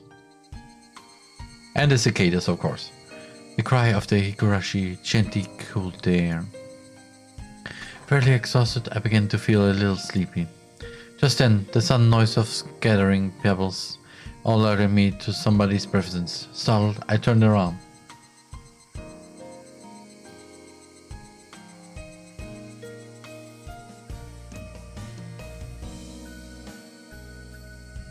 Wait a moment.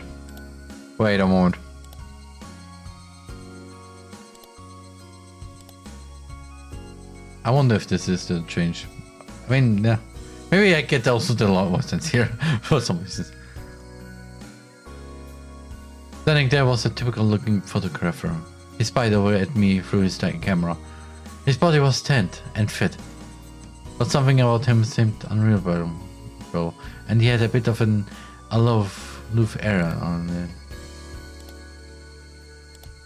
Oh, okay, the difference here is definitely a bit more cartoony, more anime. Well, it didn't seem like he was a bad guy in any case. Whoa, you surprised me. Although startled when I turned around, he overplayed his reaction. I was smiling. I'm the one who's surprised here. My bad. I didn't mean to startle you. Are you from Hinamisawa? I gathered that he wasn't from that question.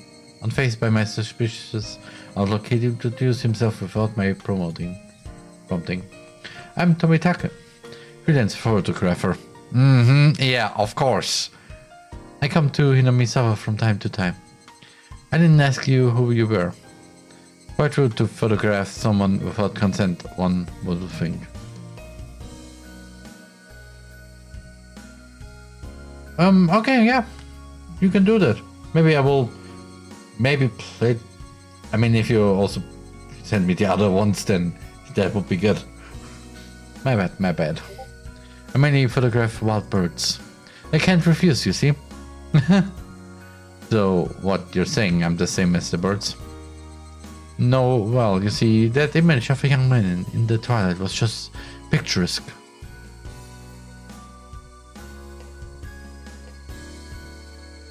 Maybe Billy. I mean, I played my first.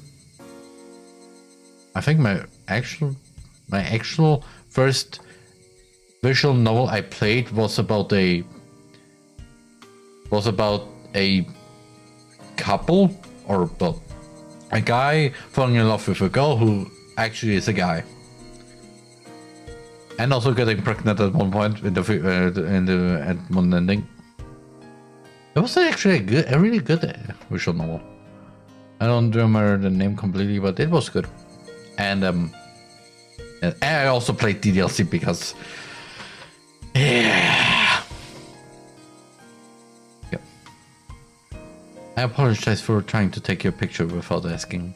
My thoughts are pretty slick. All that annoyance I felt for being startled just flew away as he bothered me up. I had no intention of hanging around with this guy, trying to get cozy with me, except it didn't seem like Rena would be back soon. But this older guy, Tomitaku, he didn't mind my cautious responses and continued rambling on by himself. Keiichi, sorry to keep you waiting. I'm finished now. Rena popped her head off from one of the lower parts of garbage and waved her hand. You have someone with you? What would she be doing over there? That's what I wanted to know. You know, maybe she's checking on that dismembered corpse that was out here long ago. Excuse me, what? Tomitake looked shaken up by that for a moment. Uh-oh, I responded like I would if I were talking with Rena and the others.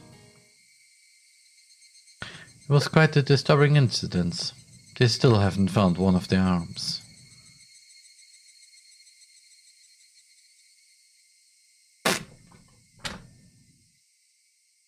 I'm sorry for this little chuckle there, but not gonna lie, I like the updated versions because this looks too dumb for me. This looks more good because, oh boy, Tomitake, you had your muscle. And Rena was just blop. Keiichi, sorry to keep you. You were waiting a while, I guess. I best leave you two lovebirds alone. Again, my apologies for stalling you, Keiichi. Tomitake jolted suggestively, then disappeared into the twilight. Giga Chat, yeah. I mean, he's not the Giga Chat, he's more like he's like the big bro you want. Unless... I mean, I know enough of Higurashi from the anime side. Not about the visual novel or manga side. And let's say it's not a good thing to have him as a big bro. If I remember correctly. I don't know completely again. Missing my chance to read Tor put me off a bit. Keiichi, are you angry? I wonder. It wasn't Rena's fault, so I decided to just brush it off now.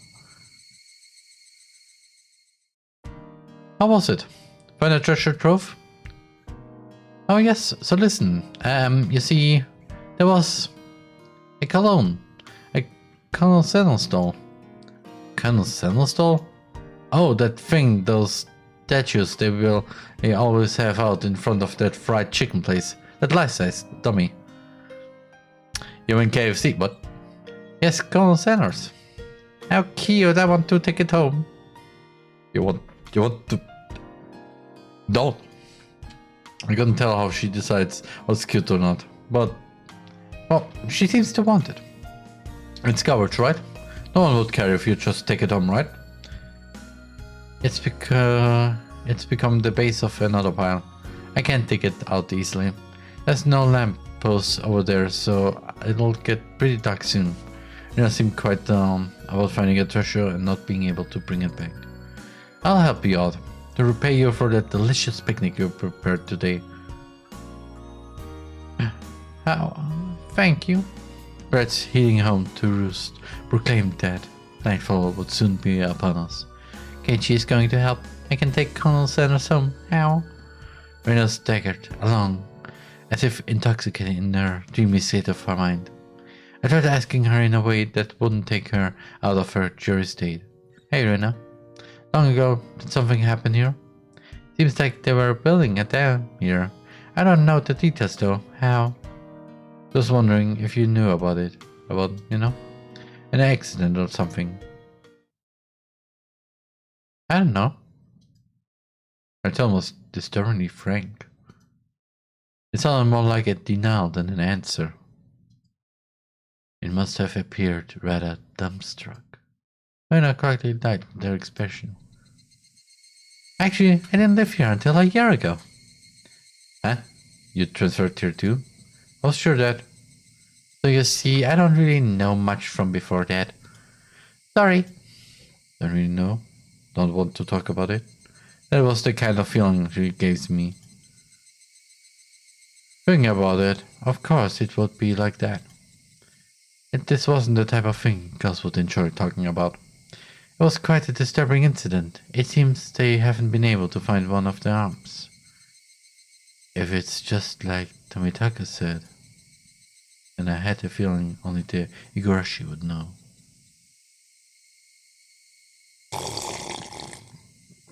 Well, it's even worse than you think. Also, wait a moment, it feels like the first arc. Oh, okay, I get now what the other episodes are from. Okay, got it. You have to see the murder, mentioned the damn side murder, this murder, this paper. News paper. End of chapter 2. Not gonna lie, we will continue chapter 3, motherfuckers! White. I call no Sanos. Ah, of course, that's right up her alley. I understand her wanting to take home Sadako and Rika, but I can't understand the Colonel Sanos. What's so good about that four-eyed geezer? Probably better to hear it from Minna, don't you think?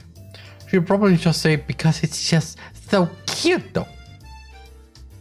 That's when I often go to construction site to hunt for treasure.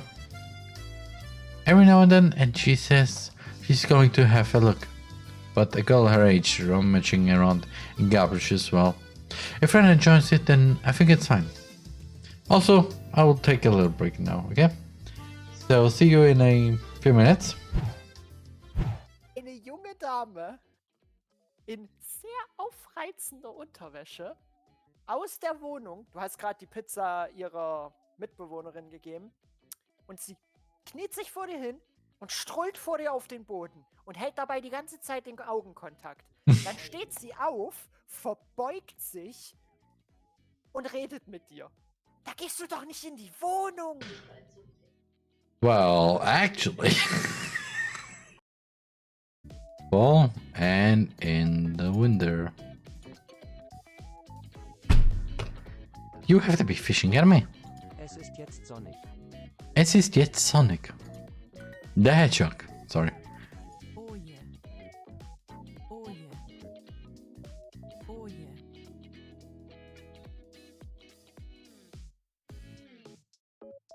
Oh yeah. Sorry. In this corner we've got they'll be What? facing off against Roman man? Oh. we'll be all who is the champion of being exhausting. Wait, what? Wait, what?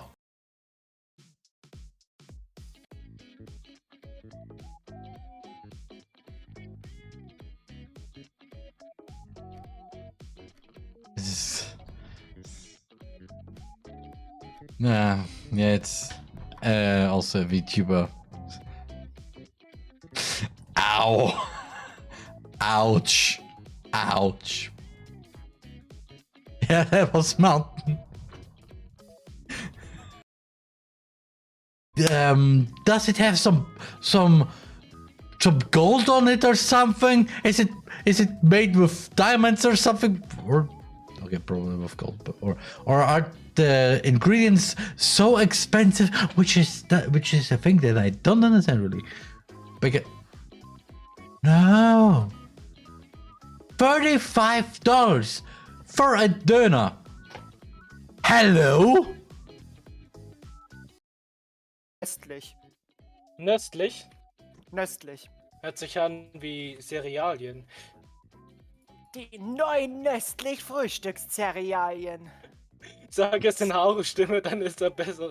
Dann sieht es besser aus in meinem Stream. Mal in der Mimi-Stimme.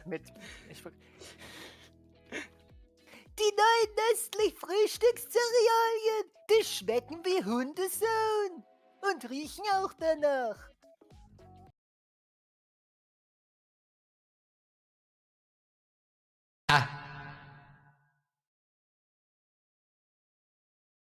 Lernst du Türkisch, Max?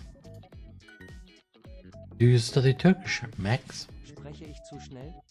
Oh. I speak too quickly. No, actually not.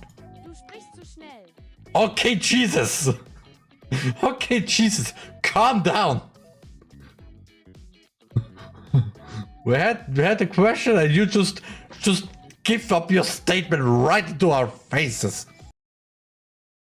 Viel Eisen im Blut und währenddessen sitze ich da. Ich will doch nur nach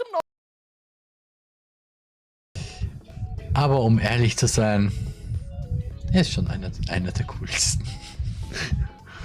Also nicht nur, weil er mich dann umbringen würde, sondern größtenteils, weil wenn er einfach, also wenn er nicht mal versuchen möchte, irgendwelche Sündiger zu töten oder einfach oder mal Oreos in Orangensaft tunkt, ist er schon ein netter Kerl und deswegen hat er auch etwas Cooles an sich. Ja, und deswegen, falls ihr irgendwas davon klippt und Yoshi schickt, bitte genau hier anhalten. Danke. Hilfe. Ja! Das wollte ich gerade auffangen, was? Es gibt eine Männerversion von. Ich crafte mir Beton, Tong, Tong, Tong, Tong. Ja, diese Stimme. Da hab ich ja was angerichtet. Ich crafte mir Beton. So, I'm back. What were they doing over there? Dam construction?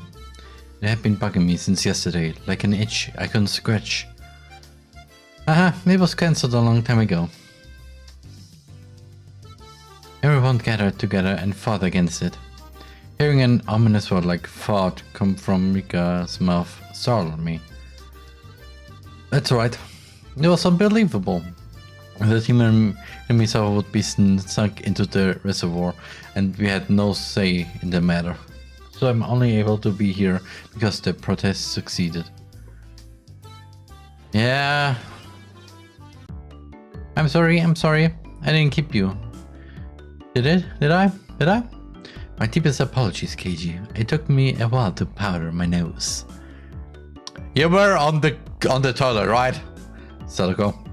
Wait. To use the can until you really have to go. It's a lot easier since it shoots right out. What? How dare you speak that way to a maiden of unparalleled beauty such as myself? Who was she calling a maiden? If Satoko really was a maiden, she wouldn't have acted like that. The usual hijinks ensued.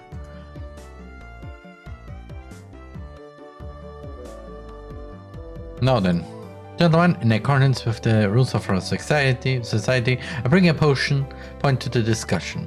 Hey, Keiji Maibara wishes to be included as a member in our activities. What say you? Hina has no objection. Oh ho ho, I wonder if the likes of this peasant is up to the task. Me and Sadako both approve. The three that Mion had queried voiced their approval. And an enemy's did the right pronunciation decision. Congratulations, Keiji Maibara. I present you the honor of being allowed to take the entrance exam for our club. Start from the beginning. I didn't say I would join. Are we here really in TDLC? Also, thanks for the water. Good luck. Goliko?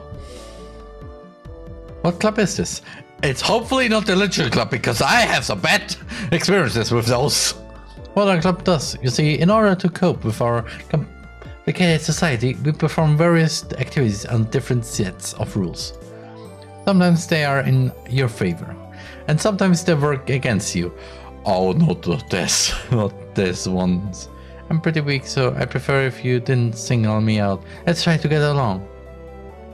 You're so naive, Rena. The law of the jungle is survival of the fittest. This was starting to sound a bit sketchy.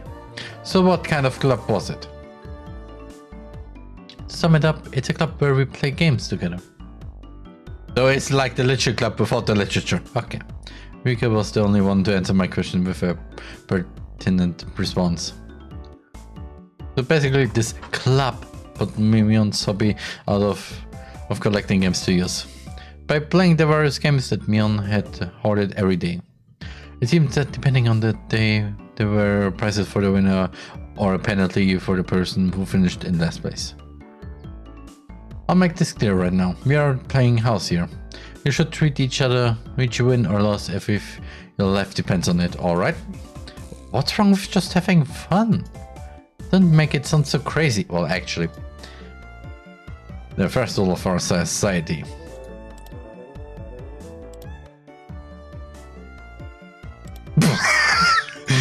Wait. Mion!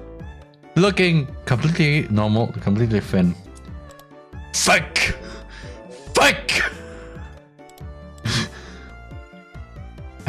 Aim only for first place. Going at it half a button as just because it's a game is not allowed. Rule number 2 of our society. Please don't have a thick.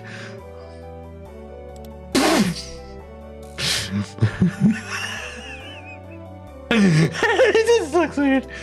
For that reason, you're obligated to make all possible efforts. The way Sadako said it sounded like she was saying use any means necessary.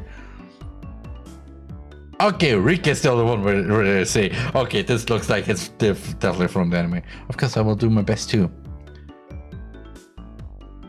Okay, this looks too freaking weird for me. I'm pretty weak, but I'm trying my best. One thing I have to note here. Why is Rika the only one that doesn't look like the anime version, but everybody else does? But if I use the original sprites, Rika looks like the anime version and everybody else doesn't. What the fuck is happening here? I knew what they were trying to say. In a game where everybody is aiming for the top, it's rather unsportsmanlike to play just for fun. Alright then I too will go all out. With that, I was finally ready for the rite of initiation, my baptism into the club. What was this? A word of warning, KG. And I can get pretty nasty. This initiation looks like it's going to be rough.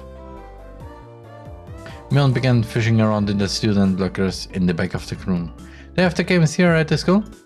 Well, it's club equipment, so I guess that's fine.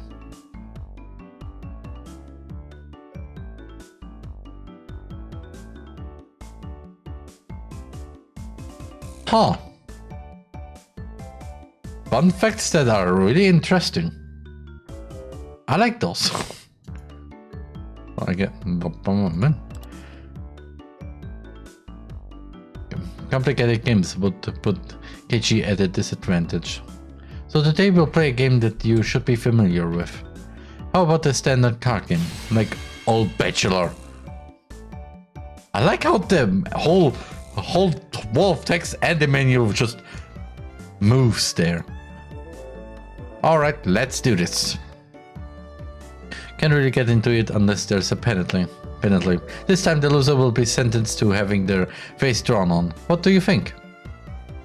Well, it won't be oil-based paint, right? Right? Oil-based face painting with oil-based paint. That is perfect. Sadako cheered the idea on. She didn't even flinch at the thought of such a severe penalty. It seems like she was raring to go. If it's going to be like this, then I can't lose either. Then I'll just cut the deck and start dealing. Old Bachelor is pretty much the same as Old Maid. There's only one difference, there's no Joker. In its place, one card is pulled out at the start, meaning there will be one card without the match left over at the end. You don't know which card will end up being the Joker. It's a pretty thrilling game. I'll take out the card now. When I took out one card and left it face down on the table, everybody stared at the card intensely. Well, it'll be pretty obvious in the end game. No way to tell at the start.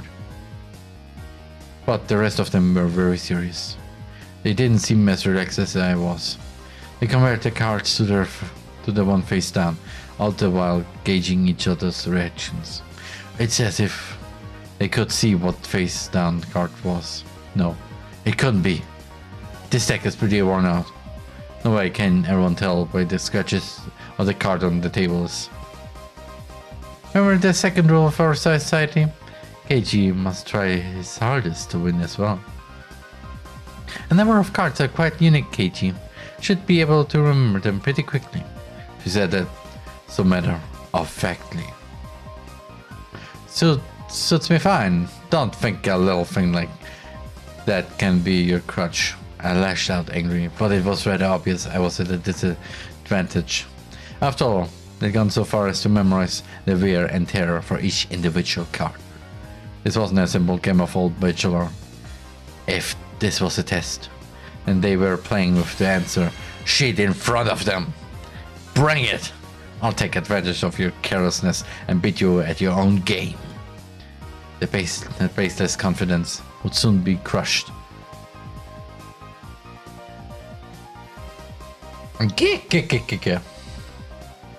Okay.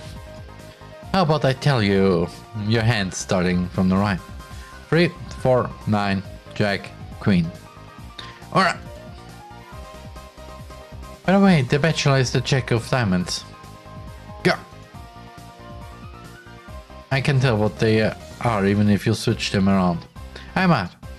I thought I was prepared, but for it to be this brutal, just overwhelming. Demons. You're all demons! Renee isn't a demon, are you? Sorry, KG. This is the 3 of Hearts, isn't it? I'm out. Actually, all of them are taken like demons. Especially one. Whoa. Not even a bit of mercy. Rena, even Enrica. These club activities weren't to be trifled with. And the alumnus of this club will definitely survive in the cruelest of situations. Our entire class had self-detonating collars strapped to their necks and were dropped into a deathmatch on a deserted island in a prison. These guys would probably take to it like fish to water. I can already picture Detroit as they hunt down each of their classmates. It's a lowest point system. The order itself dictates the points. Whoever has the lowest point total wins. Since Keiichi finished last, he has 5 points.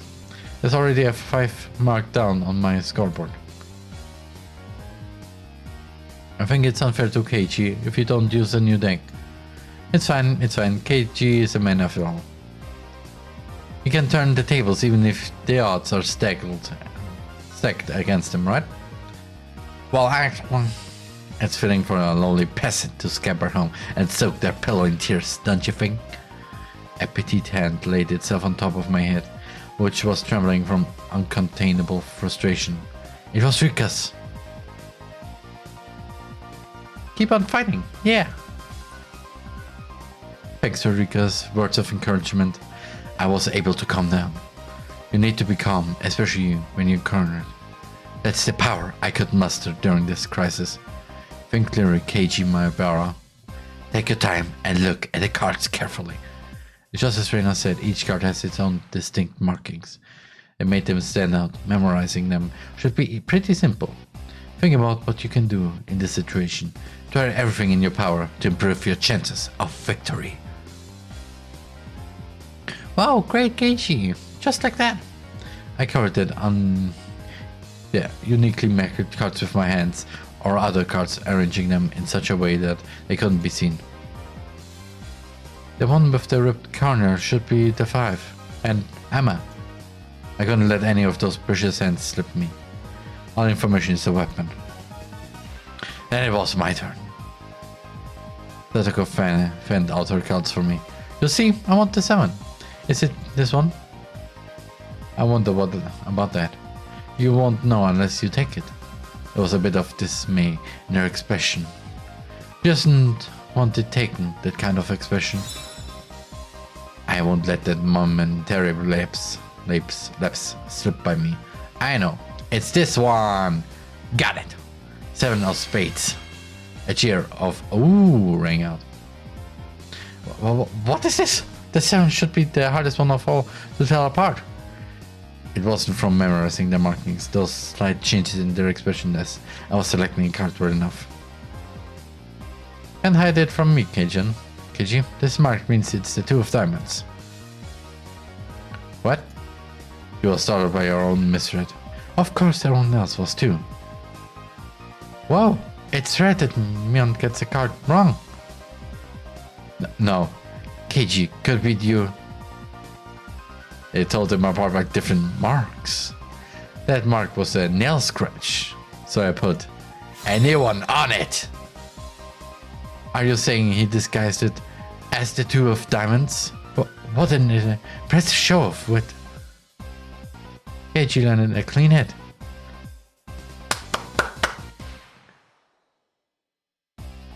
That's great, Keiji. That was an incredible match, you know? Having defeated the Forerunner Mion by my brilliant battle left me ecstatic. Okay, good night, go.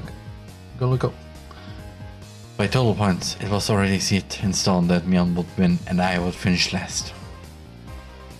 I laughed halfly, selecting the tones of my words carefully to get on Mion's nerves. Well, I'm going to end up the loser, but I'm satisfied with one-upping Mion at the end. That should be the virtual slap in the face to Mion, who was at the top already and insert victory. Even if Keiji gets first place this round, he'll still end up last place overall. Don't you hate that? Of course I do. Let's have a duel. Ooh. One chance. If you win, then we'll swap first and last place. How about it? You up for it? She fell for it. Okay. A chance for an upset. That wouldn't be possible without goading her into it. One chance, you say? Let me hear the rules. Mion discarded 2 cards from her hand and replaced one with the Joker card that was on the table, and shuffled the resulting hand behind her back. The card in my right, or the card in my left. If Keiji can guess which hand the Joker's in, then he wins. When you turned around just now, you didn't pull out the Joker, did you? If you lose, I'll show the card in the other hand. That okay? The other 3 gulped nervously at this unexpected turn of events. Alright, you've got it. Mion grasped 1 card in each hand and thrust them out to me. First I need to inspect them closely. The card on the right had no distinguished mark. I couldn't tell which one it was. Which one, I wonder, Keiji?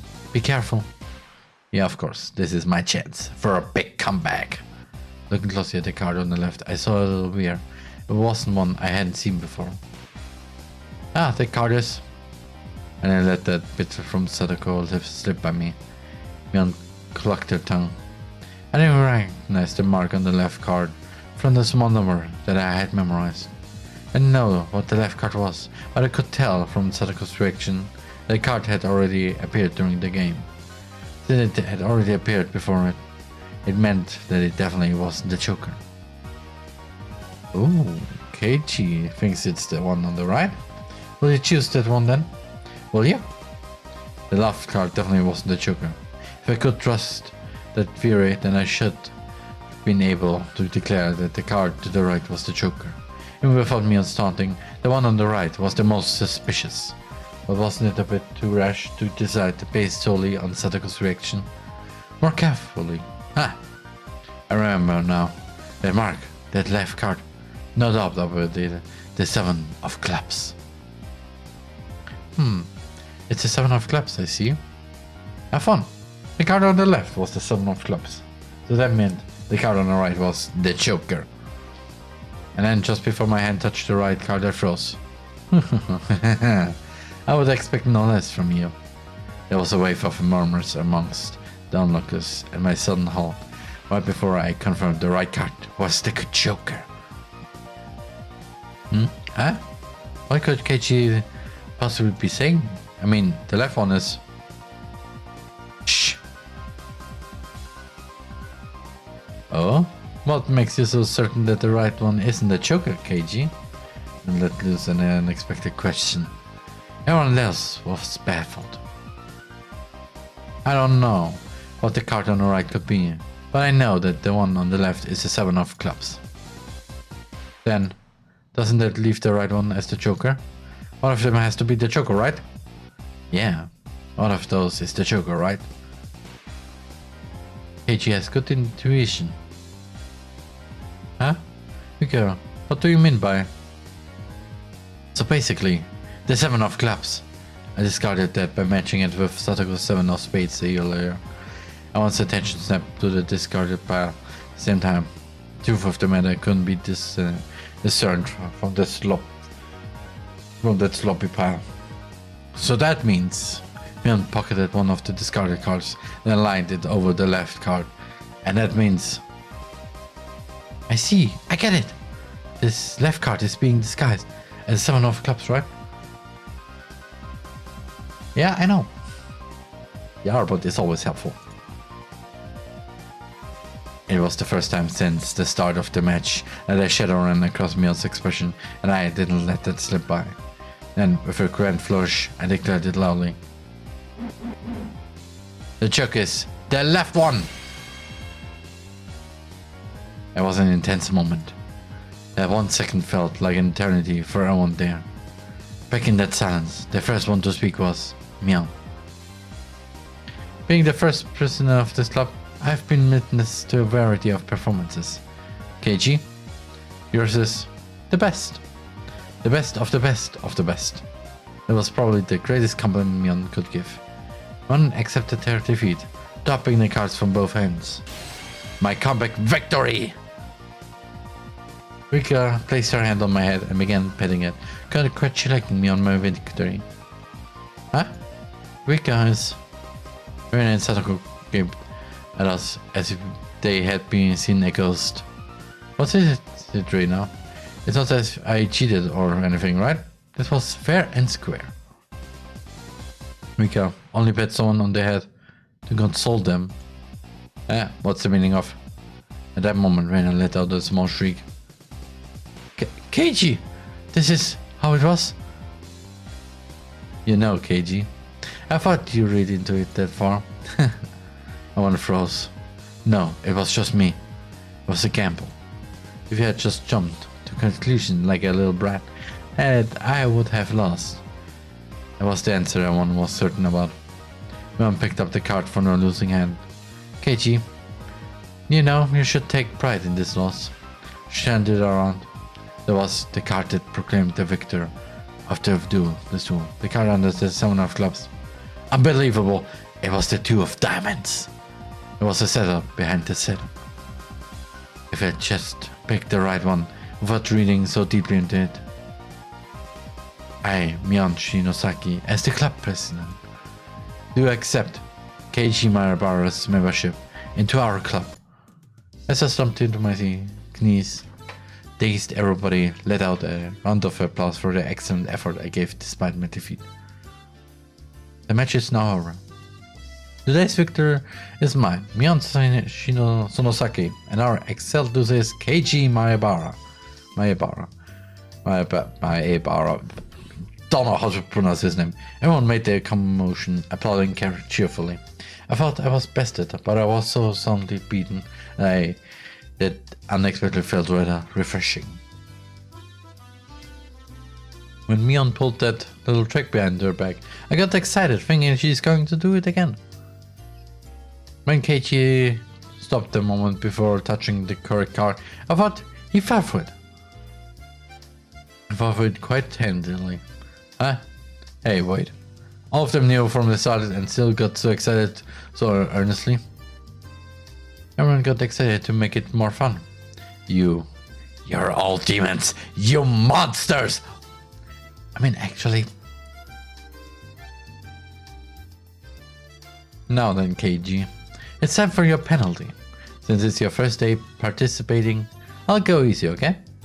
It would be a problem if you refused to come to school.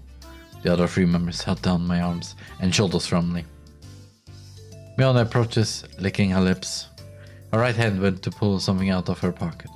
That's a felt strip marker, and it's large and oil-based.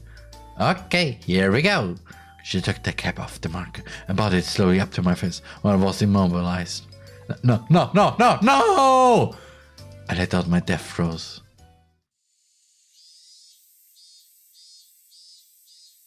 Rest in peace, KG. Rest in peace.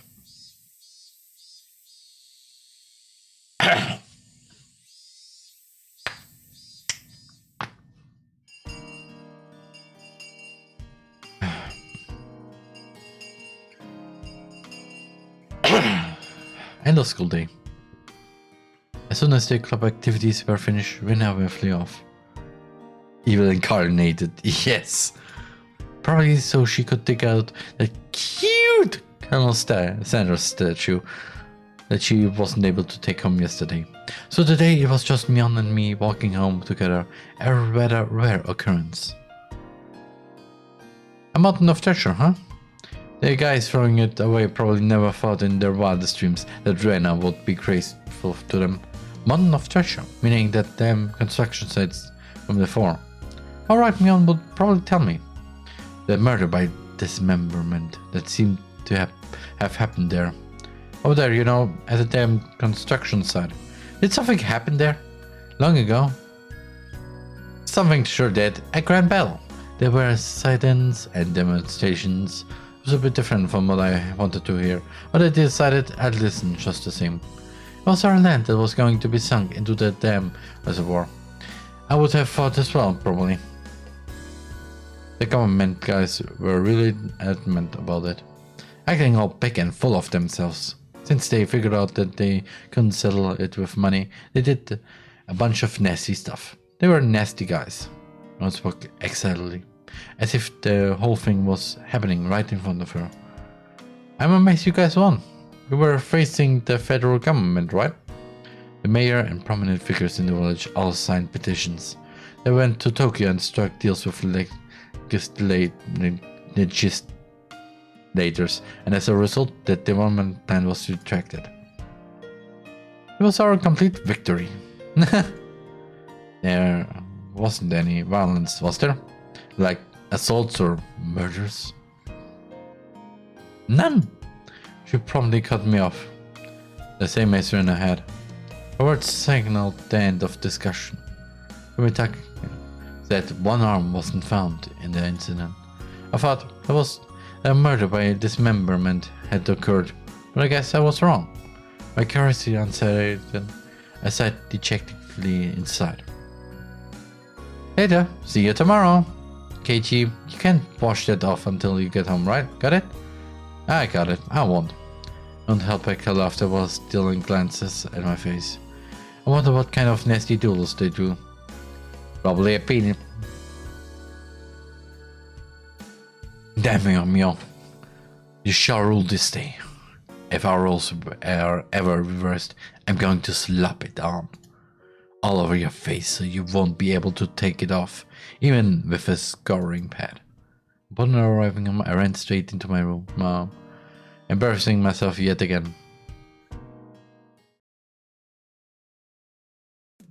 The mood I come home to was already on edge. It's not an uncommon thing in our family. Whenever Dad can't come home with a good idea, it always ends up like this. He stomps around the house with his arms crossed. Mom whispered into my ear, "Welcome home, KG. Dad, he's in a bit of a rut right now, so don't bother him, okay? You can't come up with a new idea. It's because the deadlines are so close together this time. That needs time to recharge or it doesn't work as well. This painting fed our entire family. If he runs out of ideas, and it's the end of the Mahabharas. We've never gone hungry before. Could it be that my dad is a master painter? Wouldn't it be easy to get an idea taking a walk outside rather than wandering around the house? The theme of the pieces this time is in the household. So it seems your dad wants to use this house as a motive. That's quite a bothersome motive. Ichi, pick up your room. It looks terrible. Sorry, I clean it up later. Oh, come on, please don't use my room as the motive. Ichi, there's still some time before dinner. So please go take a walk out back or something. His bad mood is only temporary. As soon as he gets an idea, his mood improves and he starts humming. Until then, it won't be a bad idea to just go take a walk so I don't aggravate him further. Well, I guess I will then.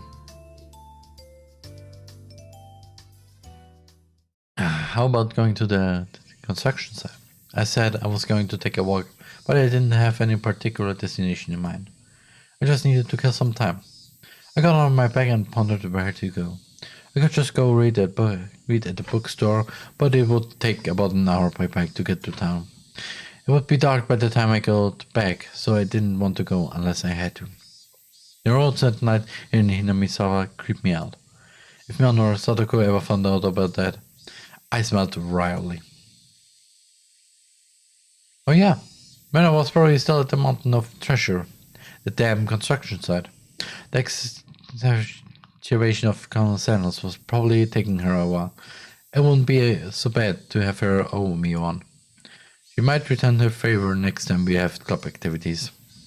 With a little bit of self-interest in mind, I set off towards the damn construction site. Tomitake-san might be there as well. The only person with information about the incident that both Rena and Mion denied knowing anything about. If I met him again, I'd like to ask for more details. To ask, was there really a dismemberment here in Hinamizawa? That was my real intention. Wow. Nice bridge though.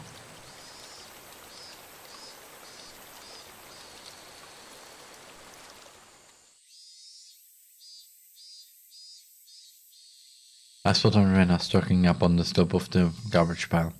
It looked like Colonel Sanders was lodged in there pretty firmly.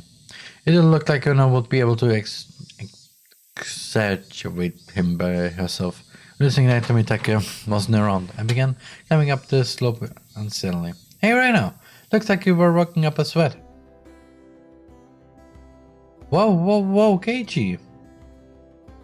What brings you to a place like this? A place like this, huh?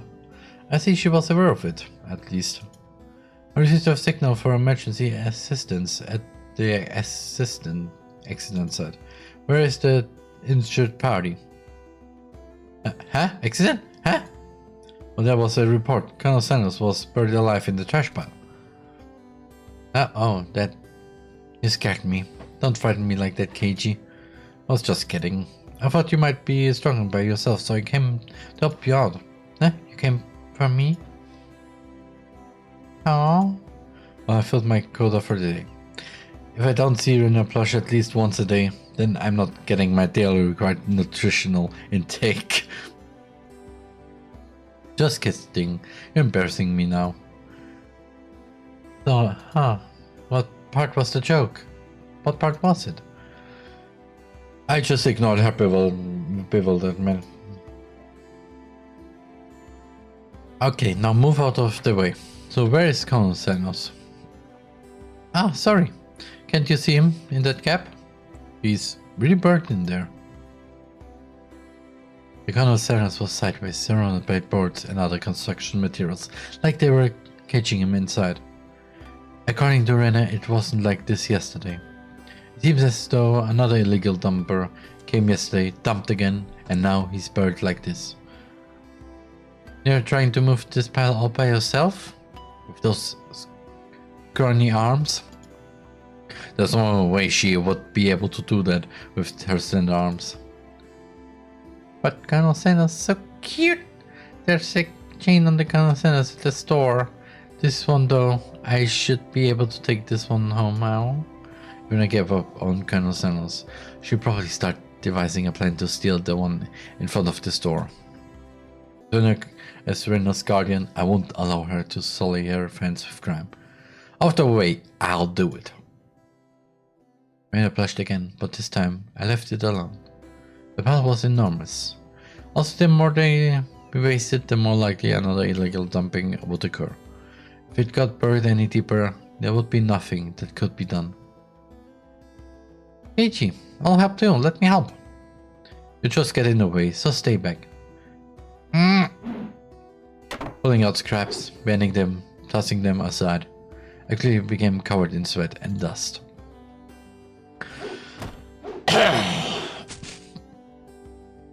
Flying objects flew beautiful across the twilight sky, one after another. Lumber, timber, plywood. Damn it! No matter how much I threw out there was still more. Even though I could see connoisseurs right there. After Grant standing like that in front of Rena, I felt frantic because of how little I had progressed. If I was going to do this seriously, I needed an axe or saw or something. It's enough, KG. You're so sweaty. You don't have to try so hard.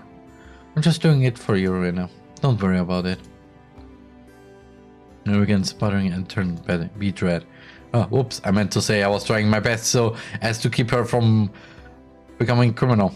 Oh well.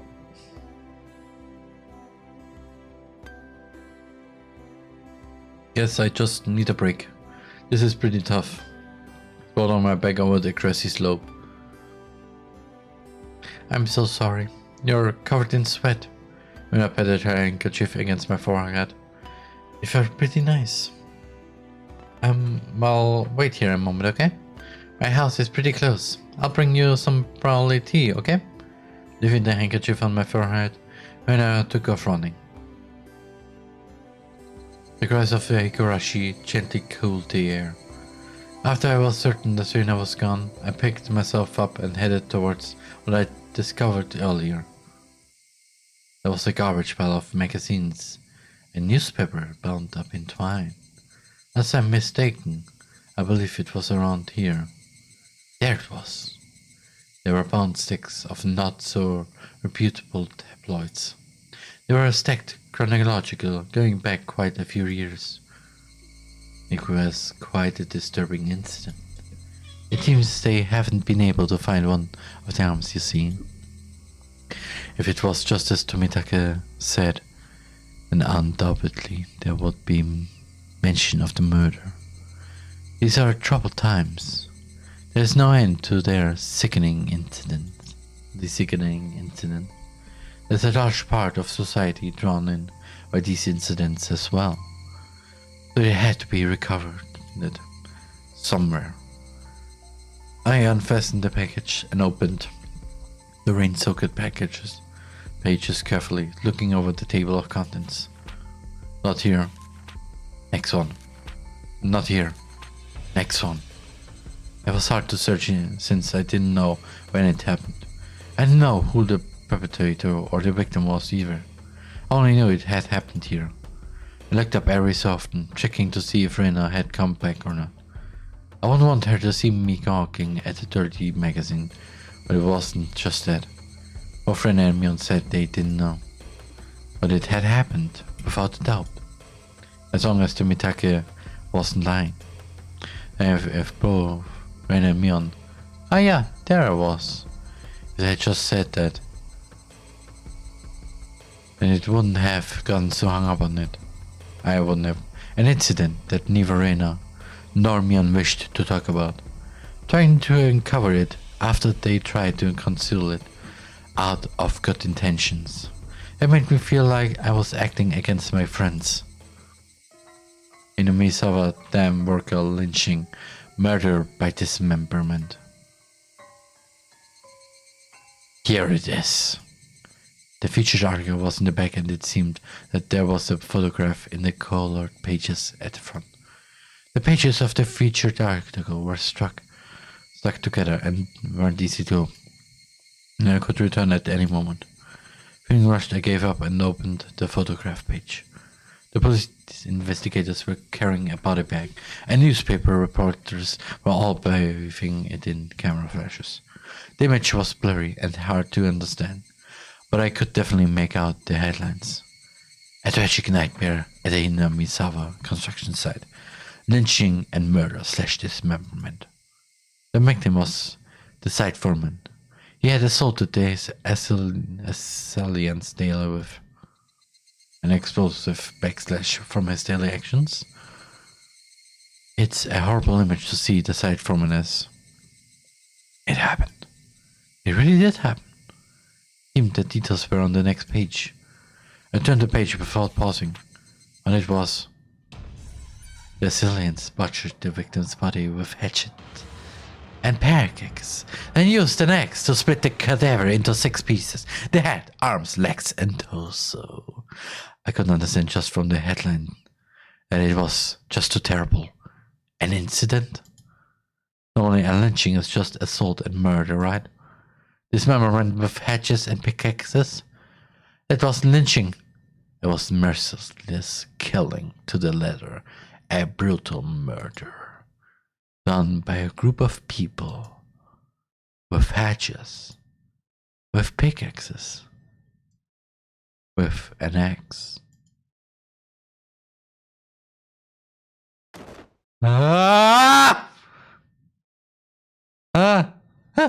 Sorry. Did I startle you? I dropped the axe. She was holding onto the grass after being startled by my voice. Keiichi, you see earlier, yeah, you said it would help if you had an axe, didn't you? So then I bought an axe for you from the shed. Mina fluttered her arms in a panic, continuing to explain and apologize. It seemed they'd be glaring at her pretty intensely. I picked that. I'm sorry, I guess my reaction was a bit overboard. No, I'm sorry as well, I'm sorry. Night was drawing close. I was pretty worn out, and it wouldn't hurt to do the rest tomorrow. Also, if I remember correctly, it was more like a machete. According to many people, like it was not an axe. It was. It looks like an axe, but also like a machete, partly. Which is also why when I hear machete, I think of the Higurashi machete. Okay, her machete. Doesn't look like we can break that last beam without an axe. You bought it after all. I'll have to borrow it tomorrow, alright? Okay. Why do you look so glum? Tomorrow we'll be digging out Colonel Sanders, right? You're right. I really want to take Colonel Sanders home soon. We both knew that it was useless to apologize any more than that. I quenched right first with the barley tea Manna poured and wiped off the sweat that had now gone cold. We took the path to head home.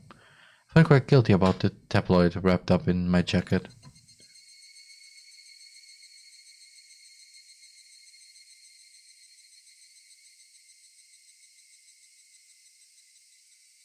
That's the end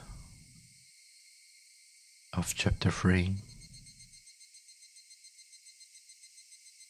Special tabloid report. Ooh. One more trash. And I think again so, menu. Yes. This scenario. Well, I think it's a good point now to end it for today. Okay? So yeah, let's change the thing here. And yeah, I hope you had fun with me to play a little bit of Higurashi, the visual novel. And let me tell you, for next week or for the upcoming weeks, I have planned to really now make a watch along about watching all the Higurashi seasons, even maybe the new one if it's available. And yeah, I will look now for somebody to rate. Who is right now? Who is here? Who is here?